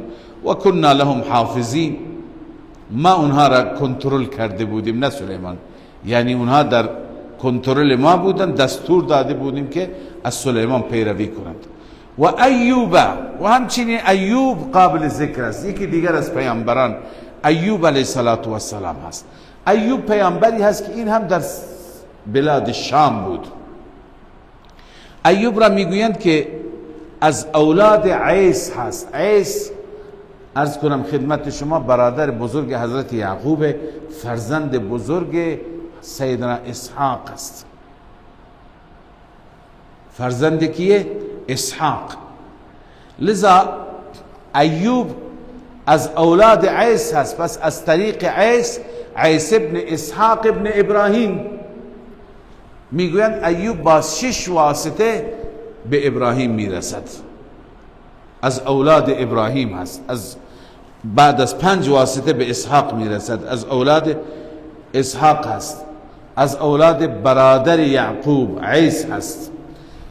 ایوب پیامبری بود که زیاد تفصیلش نیست، یکی دو جا به صورت مختصر خدا داستانش را ذکر کرده. اینکه چرا خدا ایوب را امتحان کرد الله بهتر میداند. اما اینو نوشتند که وقتی که ایوب همه چیز داشت، هم زن و فرزند و اولادش بسیار زیاد و با برکت بودند، هم سرمایه داشت، مال داشت، هم توفیق عبادت داشت، شب و روز خدا را عبادت میکرد. و خدای تعالی وقتی که با فرشتگان یاد کرد، ابلیس گفت که این کمالی نیست، همه چیزش برابره، کمبود نداره، گرسنه نیست، مال زیاد داره، زن و فرزند داره، سلامتی داره، همه چیز داره، خب عبادت نکنه چه کار بکنه؟ خدای تعالی فرمود که اگر من اینها را بگیرم ازش هم عبادت میکنه. چنانچه الله تعالی آفتی آورد. اینها بیشتر روایت های تفسیری هستند که از اسرائیلیات گرفته شده. لا نصدق ولا نکذب. آفت آورد که این آفت سبب شد حضرت ایوب علیه السلام تمام نعمت هایی که داشت از دست بدهد. مثلا میگویند که فرزندانش دختر و پسر در یک جایی دعوت بودند، در یک سالونی، و خداوند آفتی آورد، سقف ریخت، 8 تا پسرش 3 تا دخترش یک جا فوت کردند، همه اولادش را در یک ثانیه از دست داد. و بعد مشکلاتی آمد، تمام گوسفندانش، تمام گاو و شتر و هر چی که داشت آفت آمد، همه را کشت، همه مردند. ولی ایوب علیه السلام تغییری در عبادت نیامد. بعد شیطان گفت خب سالم هست، تنش سالمه، خداوند برایش مریضی آورد.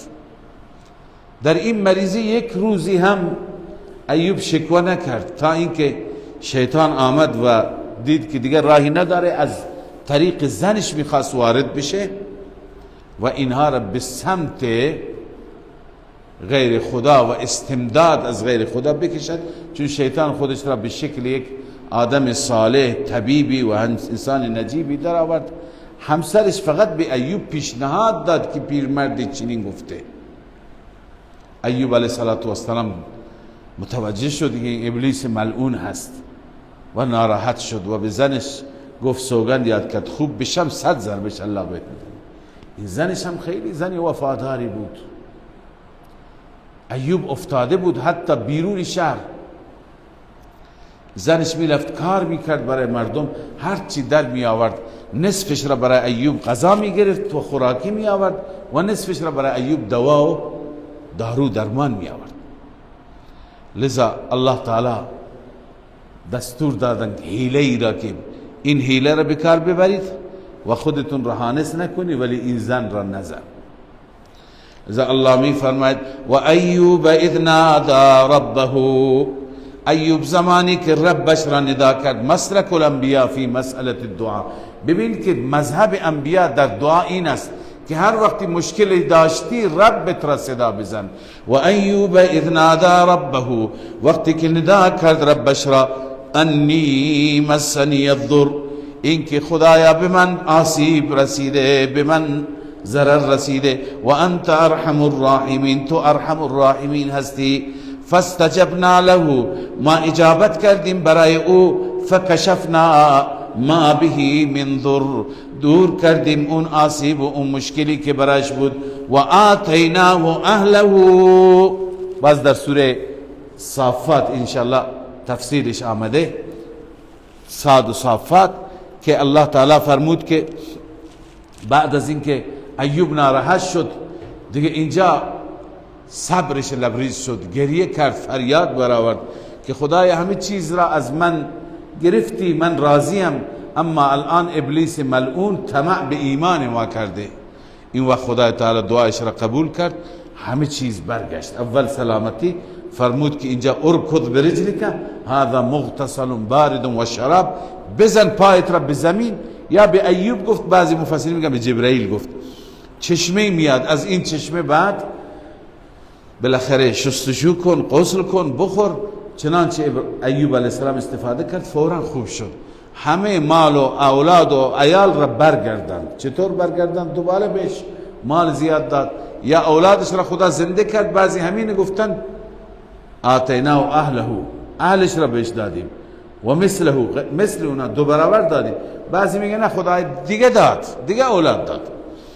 لذا الله می فرماید فاستجبنا له فکشفنا ما به من ضر، اجابت کردیم دعایش را، دور کردیم آن آسیب و آن مشکلی که برش بود. و آتیناه اهله، ما اهلش را به او دادیم و مثلهم معهم، مثل آنها را همراه با اونها بودن.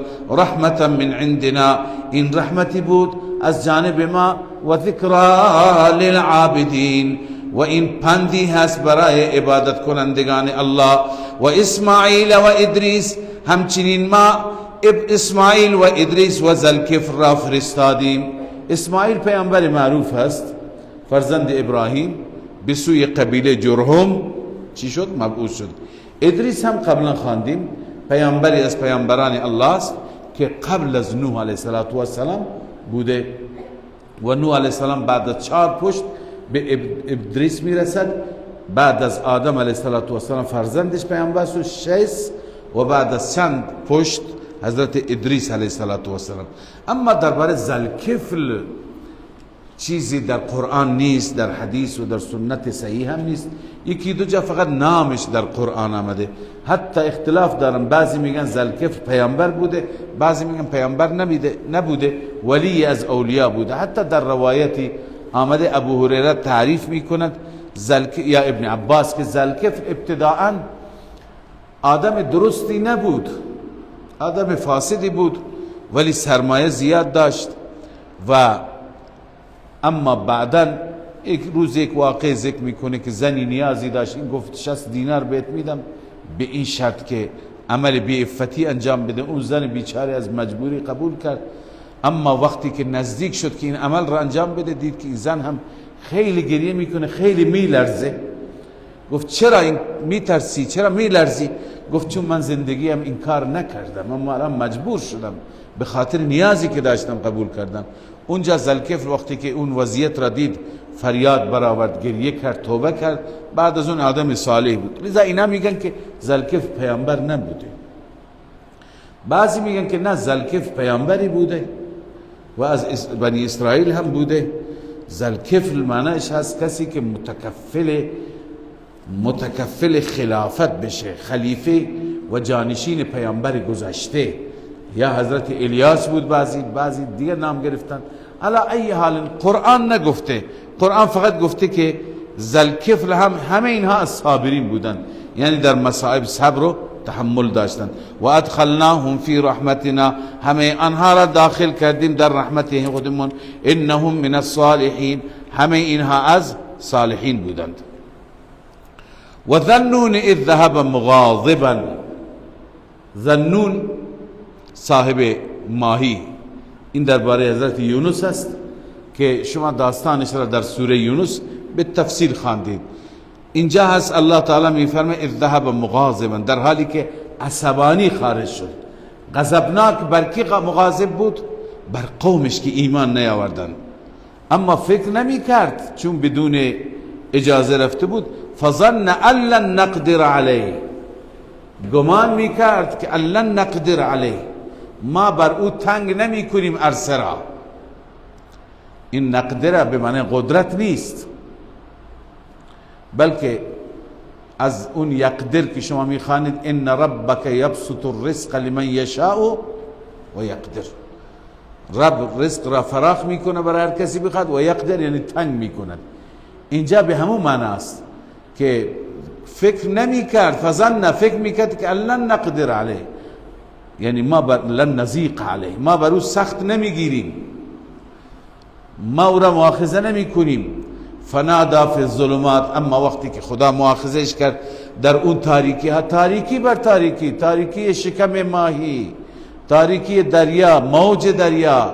فنادا فی الظلمات، در اون تاریکی ها ندا سرداد الله اله الا انت، اینکه هیچ معبودی بجز تو نیست. بار اله سبحانک، پاکی تو، انی کنت من الظالمین، همانا من از ظالمین بودم، من بر خود ستم کردم. الله می فرماید فاستجبنا له، ما اجابت کردیم برای حضرت یونس، و نجیناه من الغم، ما او را نجات دادیم از این مصیبت. و کذالک ننجی المؤمنین، این وعده خدا برای من و تو مؤمن است. الله می فرماید اگر مؤمن دیگری ما را با همین کلمات صدا بزند، اگر مؤمن دیگری اشتباه کرد و گرفتار شد و مصیبت گرفتار شد، همین کلمات توبه یونس را بخواند، و کذالک ننجی المؤمنین، این گونه ما نجات میدهیم مؤمنین را. پس این کلمات مخصوص یونس نیست، هر کسی بخواند. و زکریا، همچنین یاد کنید زکریا را. همه اینها دلیل نقلی تفصیلی از انبیا هستند. همه انبیا ببینید مناجات کردند، کی را خواندند؟ فقط الله را. هر یکی مصیبت داشت، هر یکی مشکل داشت. و زکریا، همچنین زکریا اذ نادا ربه، وقتی که ندا کرد ربش را، رب لا تذرنی فردا، بار اله مرا تک و تنها نگذار، به من اولادی بده، و انت خیر الوارثین، تو بهترین وارث هستی، تو بهترین وارث هستی. اما من میخوام که یک وارثی از فرزندانم داشته باشم. فاستجبنا له و وهبنا له یحیی، الله می فرما ما اجابت کردیم برای او، و وهبنا له یحیی، یحیی را به او بخشیدیم، و اصلحنا له زوجه، ما زوجش را، همسرش را اصلاح کردیم، یعنی در او صلاحیت فرزند آوردن و فرزند زاییدن پیدا کردیم. لذا الله می فرما هر کسی از این انبیاء ما مشکلی داشت ما را می خواند. حال ببینید وصف تمام انبیاء، این آیه متعلق به همه انبیاء است. انهم كانوا یسارعون فی الخیرات، همه این انبیاء در کارهای خیر، در نیکی ها از همدیگه پیشی می گرفتند. یعنی وقتی که سیرتشون را نگاه میکنی، این پیغمبر از او بیشتر عبادت کرد، او از این بیشتر طاعت و ذکر کرد. و یدعوننا رغبا و رهبا، و همه این انبیاء ما را صدا می زدند در حالی که رغبا امید داشتند و رهبا بیم داشتند. الایمان بین الخوف و الرجا، هم وقتی که خدا را میخوانی هم امیدوار باش، هم بیم داشته باش، هم بترس که دعایت را رد نکند. و کانوا لنا خاشعین، همه اینها در مقابل ما خشوع داشتند، فروتن بودند، عاجز بودند. لذا اینها اوصاف انبیاء است. کسی که میخواد بر مسلک انبیاء، بر مسیر انبیاء باشد، باید همین اوصاف را داشته باشد، در مقابل رحمان خشوع داشته باشد، از خدا بترسد. والتی احصنت فرجها فنفخنا فیها من روحنا، این دلیل دهم هست. دلیل چندم هست؟ دهم از مریم علیه السلام. مریم پیغمبری نبود اما مادر پیغمبر بود. والتی احصنت، اون زن پاک دامن و اون زن عفیفه‌ای که احصنت فرجها، عفت خودش را حفاظت کرد، یعنی با پاکی زندگی کرد، بدور از هر نامحرم زندگی کرد. فنفخنا فیها من روحنا، ما دمیدیم در آن، فوت کردیم در آن، من روحنا، از روحمان. روح یعنی اون روحی که ما خلق کردیم، اضافت تشریفی است. روحی که مال ما بود یعنی ما خلق کردیم. و جعلناها، قرار دادیم مریم را، و ابنها، و فرزندش عیسی را، آیتا للعالمین، نشانی برای همه جهانیان، برای همه عالمیان، نشانی بر قدرت ما، ای علامتا و اعجوبتا للخلق. یکی از عجائب خلق بود که بدون پدر متولد شد، این نشانی قدرت پروردگار بود. و همچنین دلیلی بود علی نبوت عیسی. بالاخره الله میفرماید این هم مادر را هم فرزند را از آیات و علائم قرار دادیم. بعد از اینکه الله تعالی از همه این انبیاء و متعلقین انبیاء برای ما دلیل نقل فرمودن، در پایان میفرماید ان هذه امتکم امه واحده، این هست طریقه شما، روش شما. ان هذه طریقتکم، طریقه توحیدیه این هست. امتکم امتا واحده، که طریقه شما و امت شما امت واحده هست. چیه اون امت واحده؟ چیه اون روش؟ و انا ربکم، واو تفسیری است که توضیحش اینه که و انا ربکم، فقط منم رب شما، من رب العالمین، فاعبدون، فقط مرا عبادت کنید، غیر از من کسی دیگر را عبادت نکنید. اما مردم چه کار کردن؟ و تقطعوا امرهم بینهم، امرشان بین خودشان را چی کردن؟ تکه تکه کردند. یعنی چه تکه تکه کردن؟ یعنی گروه شدند، حزب شدند و فرق مختلفی درست کردند. یکی آمد گفت عیسی فرزند خداست، دیگری گفت نه عیسی خود خداست، دیگری گفت نه عیسی جزئی از خداست، سه تا هستند یک بخش عیسی است. دیگری آمد گفت نه عیسی العیاذ بالله فرزند حرام است، عزیر از خدا و فرزند خدا. لذا هر کسی یک چیزی، یک نظری از خود قائم کرد. و تقطعوا امرهم بینهم، امرشان را بین خودشان تکه تکه کردن، امر دین را، امر مذهب را.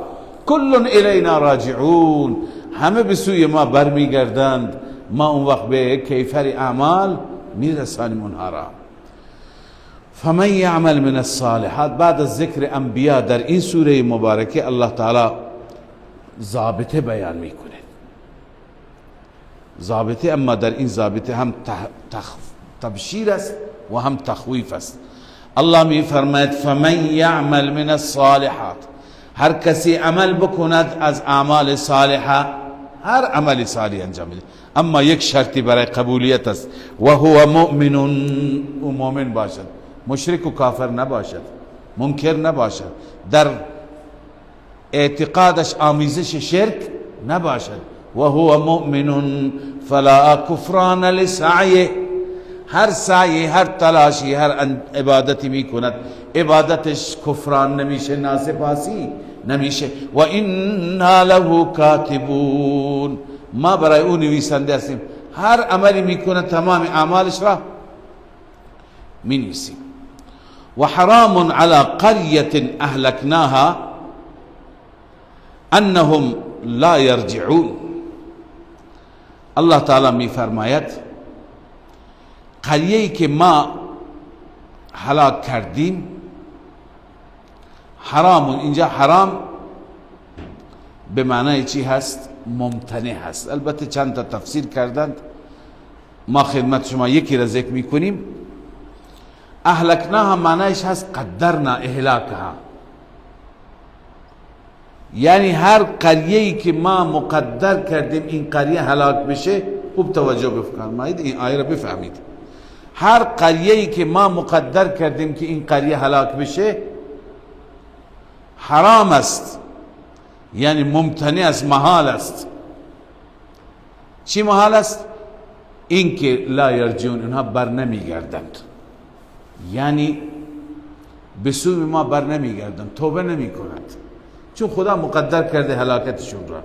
چون هلاکتشون مقدر شده، نابودیشون مقدر شده، لذا اونها به سوی خدا بر نمیگردند، ایمان نمی آورند.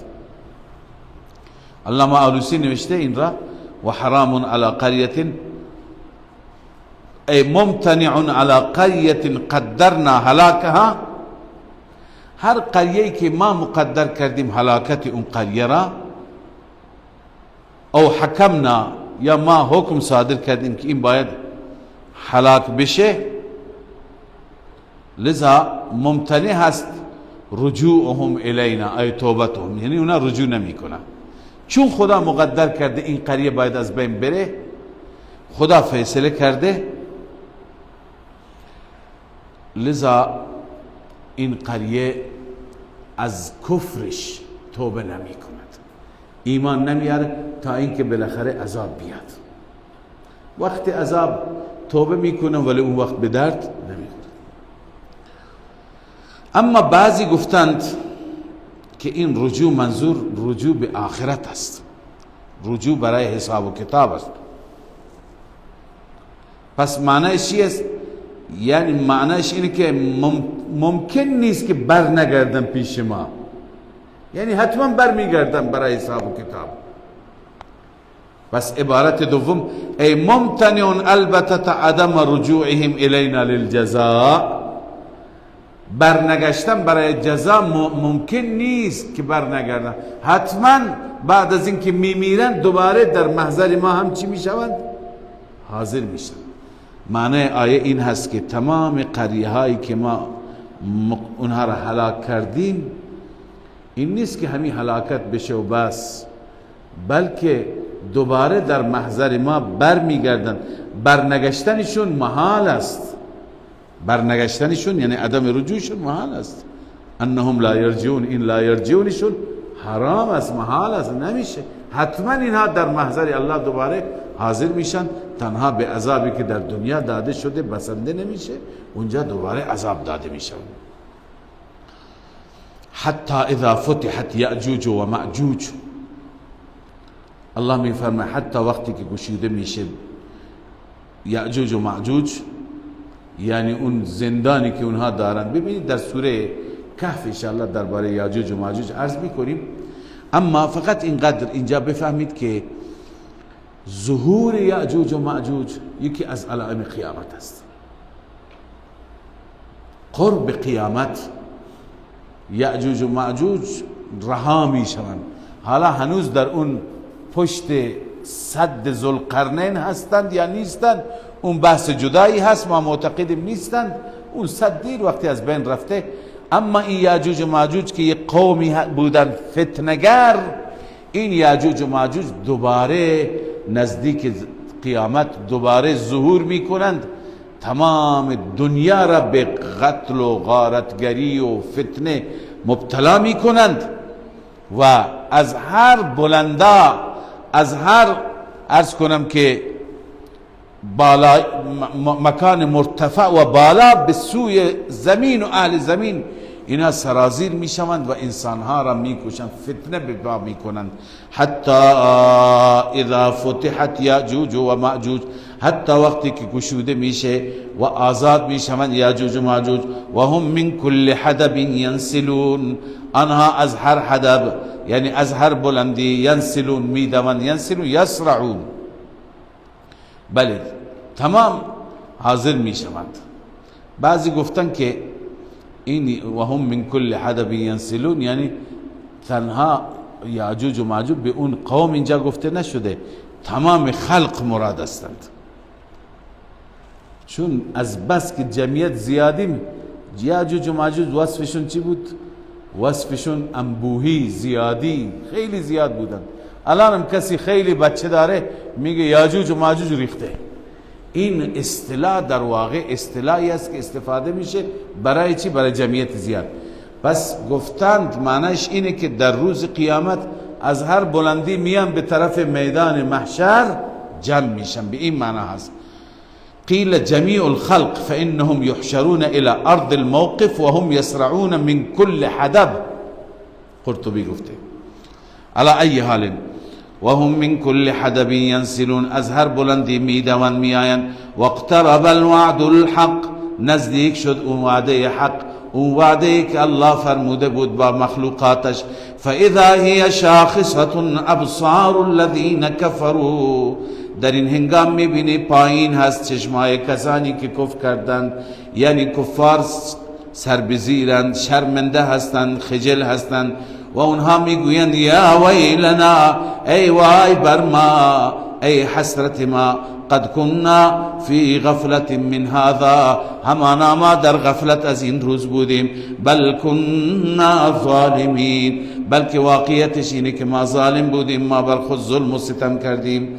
رب العالمین می فرماید انکم و ما تعبدون من دون الله، همانا شما ای مشرکان، تمام شما، و ما تعبدون من دون الله، و معبودان شما، اونهایی که شما اونها را عبادت کردید و به عبادتشون راضی بودند، حسب جهنم، شما تمام آتش های روشن جهنم هستید. اخگرها و زغالهای روشن جهنم هستید. انتم لها واردون، شما همه برای اون جهنم وارد میشید، داخل میشید. لو کان هؤلاء آلهة ما وردوها، اگر این معبودان شما، اگر این خدایان شما، اینها واقعا خدا بودن، اینها واقعا معبود بودن، ما وردوها، وارد جهنم نمی شدن. اما و کل فیها خالدون، همه آنها، هم عابد و هم معبود، کل یعنی عابد و معبود، همه عابد و معبود در جهنم خالدون، همیشه و همیشه ماندگار هست. چنان میماند در جهنم که لهم فیها زفیر، برای آنان در جهنم آه و فغان هست. زفیر یعنی انین و بکاء و عویل، داد و فریاد، آه و فغان. لهم فیها زفیر، برای آنها در جهنم داد و فریاد است. و هم فیها لا یسمعون، از بس که صدا هست، سر صدا هست، اونها هیچی نمیشنوند، هیچی نمیشنوند و فقط داد و فریاد میشنوند. خب سوال اینجاست که خدا فرمود معبودان شما هم در جهنم هستند. خب بسیاری از این معبودان صالحان بودن ولی راضی نبودن، مردم عبادتشون میکردن. مگه مردم سیدنا عیسی را عبادت نمی کنند؟ مردم بعضی صالحین دیگر را عبادت نمی کنند؟ بت ابراهیم و اسماعیل درست نکرده بودند؟ پس همه اینها در جهنم یعنی چه؟ خداوند استثناء می فرماید اون صالحانی، اون انبیا، اولیاء، اصفیایی که به عبادت خودشون راضی نبودن، اونها استثناء. ان الذين سبقت لهم من الحسنى، همانا آنهایی که پیشی گرفته برای آنها از جانب ما بهشت، یعنی اونهایی که صالحین هستن بهشت برایشون ثبت شده. اولئک عنها مبعدون، آنها از اون جهنم بدورن، فاصله دارند. چنان فاصله دارند که لا یسمعون حسیسها، نمیشنوند حتی صوت خفیفی از آن، صدای آهسته از آن. حسیس صدایی که از دور شنیده میشه، حتی از دور نمیشنوند. و هم فی ما اشتهت انفسهم خالدون، اینها در آنچه که دلشون بخواد همیشه میمانند. همیشه یعنی در بهشت، در اون نعمتی که اشتها داشته باشند، در اون نعمتی که عشقشون باشه، همیشه در اون نعمت میمانند. لا یحزنهم الفزع الاکبر، حتی اون وحشت قیامت اینها را حزین نمی کند، اینها را غمگین نمی کند. لا یحزنهم الفزع الاکبر، غمگین نمی کند اینها را اون وحشت بزرگ قیامت. و تتلقاهم الملائکه، ملائکه با اونها ملاقات میکنن، با اونها پیش میآیند، یعنی اکرامشون میکنن. و ملائکه میگویند هذا یومکم الذی کنتم توعدون، این روز شماست، اون روزی که شما وعده داده میشوید. این همون روزیه ای مؤمنان. اون روزی که قیامت برپا بشه، الله میفرماید بساط زمین و آسمان و همه را ما جمع میکنیم. چنان جمع میکنیم یوم نطوی السماء، روزی که ما میپیچونیم آسمان را، کطی السجل للکتب، مثل جمع کردن سجل. سجل میگویند اون کاتب، منشی، نویسنده. اون نویسنده پرونده را چطور جمع میکند؟ شما دیدید وقتی که یک پرونده بزرگی باشد اون را مثل لوله لولهش میکنن، میپیچونند. اول پرونده از این گوشه میز تا این گوشه بود، اما وقتی میپیچونه تو دستش میگیره. منظور اینه که خدای تعالی تمام بساط آسمان را جمع میکنه، مثل همون پرونده و لوله لولهش میکنه.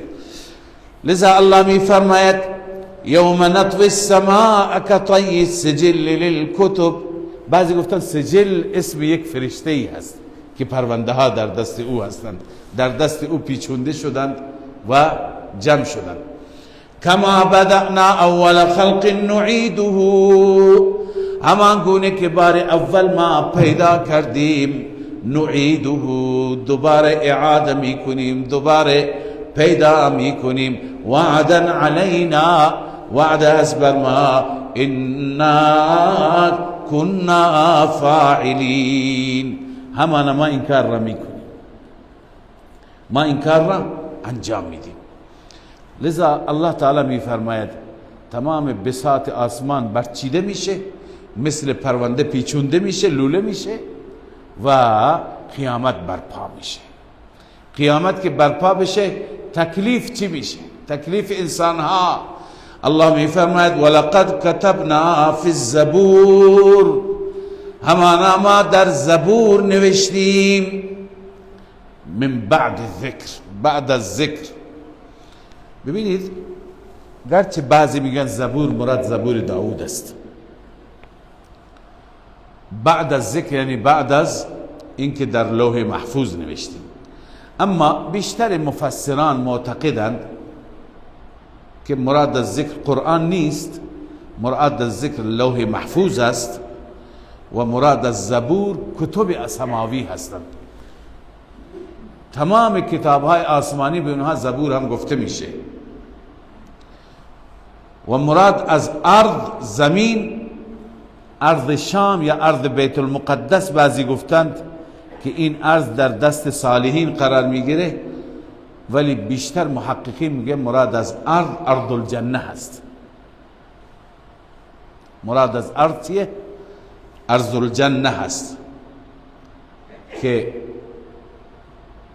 الحمدلله الذي اورثنا الارض، بهشتی ها میگن تعریف مر خدایی را که زمین را به ما وارث داد، به عنوان ارث داد، یعنی جنت را.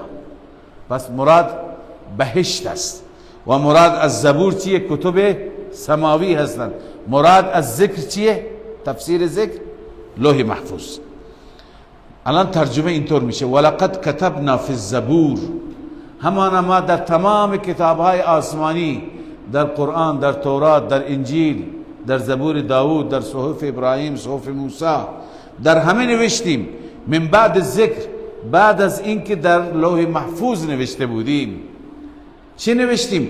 ان الارض، اینکه بهشت، یرثها عبادی الصالحون، وارثون بهشت میشه من بندگان موحد من. بس اینکه بعضی تفسیر میکنند که مراد از ارض دنیا هست و امام مهدی هست، هیچ اشاره اینجا در این آیه نیست. اگر مراد ارض دنیا باشد، بلاد دنیا، عبادی الصالحون، هر کس صالح باشه، هر که مجاهد فی سبیل الله باشه، چه بقیه بندگان باشند که سرزمین عرض کنم که شام را بعض چون بیشتر ارض شام گرفته، ارض فلسطین گرفتند، ارض فلسطین را هم بندگان صالح وارث شدند، تصرف کردند. بار اول سیدنا عمر فاروق رضی الله تعالی عنه که سرخیل صالحین هست تصرفش کرد. بار دوم صلاح الدین ایوبی، سلطان صلاح الدین ایوبی که هم از همون نسل هست، در واقع بر همون روش و منش بود، از مجاهدان بزرگ بود. بار دوم بیت المقدس را تصرف کرد. بار سوم الله بهتر میدونه نصیبی که میشه. لذا اگر مراد ارض شام باشه، ارض فلسطین باشه، پس باز هم مصداقش مهدی تنها نیست. هر کسی که باشه اینجا هیچ اشاره، هیچ دلیلی که مراد مهدی باشه وجود نداره. ولی ما میگیم تفسیر راجع اینه که مراد از ارض جنت، اینجا بحث بهشته. الله می فرماید ما در تمام کتابهای آسمانی نوشتیم، من بعد ذکر، بعد از اینکه در لوح محفوظ نوشته بودیم، ان الارض، اینکه ارض جنت، یرثها عبادی الصالحون، وارث اون میشوند بندگان من، بندگان صالح، یعنی مؤمنین، اونهایی که از امت محمد و غیر امت محمد صالحان بودند، موحدان بودند. ان فی هذا لبلاغا لقوم عابدین. الله می فرماید همانا در این قرآن لبلاغا، بلاغ یعنی بلاغ تمام امور هست، درباره تمام امور الله تعالی مطلب بیان فرمود. لقوم عابدین، برای قوم عابد و موحد. وما ارسلناك الا رحمة للعالمین. اما مسبب تمام این خیر رسول الله است. هر کسی به بهشت برسه، هر کسی به رضایت خدا برسه، با راهنمایی و ارشاد و هدایت آن حضرت صلی الله علیه وسلم. لذا ای محمد صلی الله علیه وسلم ما نفرستادیم تو را مگر رحمت برای همه عالمیان و همه جهانیان. قل انما یوحى الی انما الهکم. ببینید محمد که رحمت است، پیام رحمتش چیه؟ پیامی که اون پیام را هر کسی با جان و دل بگیرد، این پیام رحمت است. ببینید پیام اصلی رسول الله اون چیزیه که خیلی از مردم امروز از این پیام ناراحت میشند. این پیام را وقتی که شفاف بگی، آشکارا بگی، حق مطلب درباره این پیام بیان کنی، ناراحت میشن. میگه چرا شما اینطور میگی؟ قل انما یوحى الی، بگو جز این نیست که وحی می شود به سوی من، از سوی پروردگار حکم صادر شده، وحی شده، مبنی بر این که انما الهکم اله واحد. ای مردم جز این نیست که معبود شما معبود یگانه هست، بغیر از اون معبود یگانه کسی را شما عبادت نکنید، در مقابل کسی دیگه کرنش نکنید، از کسی دیگه شما کمک نخواهید. کمک هم عبادته. ایاک نعبد و ایاک نستعین. خدایا فقط تو را عبادت میکنیم و فقط از تو مدد میجوییم. فهل انتم مسلمون؟ این استفهام طلبی هست. استفهام طلبی را قبلا خدمت شما عرض کردم. یک چیزی ما میخوایم به صورت سوال به رفیقم میگم یک لیوان آب به من میدی؟ اون دیگه معنیش اینه یعنی بده دیگه. اون نمیتونه بگه باشه میدم یا نمیدم، او دیگه باید بده اون لیوان آب را. بس این استفهامی هست، طلبی هست که در قالب استفهام. لذا الله میفهم فهل انتم مسلمون، شما تسلیم میشید در مقابل این دعوت رسول الله؟ یعنی تسلیم میشید، مطالبه الله اینه. اگر تسلیم نشدید فان تولوا، اگر پشت دادند از توحید، اگر اعراض کردند، اگر نپذیرفتند، فقل آذنتكم على سواء، بگو من على السویه به شما اعلام کردن، یعنی بلا تخصیص. من فقط به عرب نگفتم، فقط به عجم نگفتم، فقط به خاصان نگفتم، به خاص و عام گفتم. و من اعلام کردم، من حرفم را گفتم، حجت تمام شد. بترسید از عذاب خدا. خب این عذاب کی میاد؟ این قیامت کی برپا میشه؟ و ان ادری، این نافی است، نمیدانم اقریب ام بعید ما توعدون، آیا نزدیک است یا دور است آنچه که وعده داده میشوید؟ من نمیدونم، میاد. چرا نمیدونی؟ چون انه یعلم الجهر من القول و یعلم ما تکتمون. عالم الغیب الله است، جهر را او میداند، غیب را او میداند. انه یعلم الجهر من القول، همانا اون ذات میداند علنی را از سخن، و یعلم ما تکتمون، میداند آنچه که شما مخفی میکنید. یعنی عالم الغیب او هست، او میداند همه چیز را.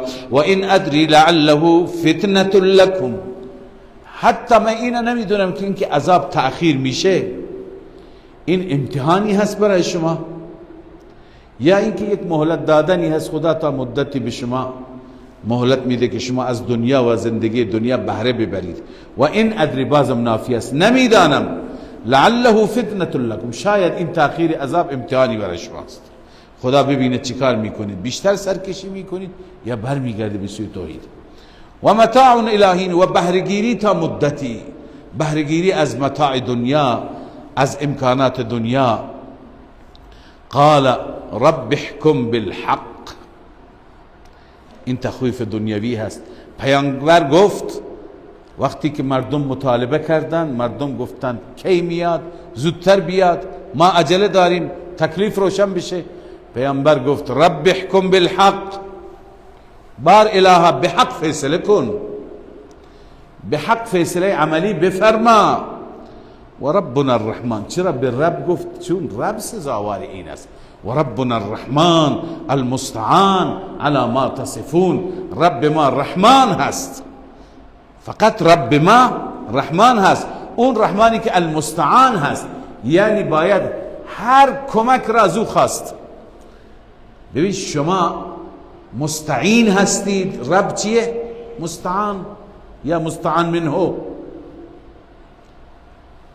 ما وقتی که استعانت می طلبیم، کمک می طلبیم، از که می خواهیم؟ ما همیشه می خواهیم ایاک نستعین، خدای فقط از تو کمک می خواهیم. پس ما مستعین شدیم، رب چی شد؟ مستعان. رب ما فقط مستعان هست، غیر الله مستعان نیستن، غیر الله نمیتونه ما را کمک کنند. لذا یا فلان و یا فلان گفتن همش خلاف شرکه، از اونها وقتی انسان استعانت بطلبد. ربنا المستعان، رب ما فقط هست ذات مستعان علی ما تصفون، بر اون چی که شما بیان میکنید. هر چی که میخواهید اون را فقط از خدا بخواهید. صدق الله مولانا.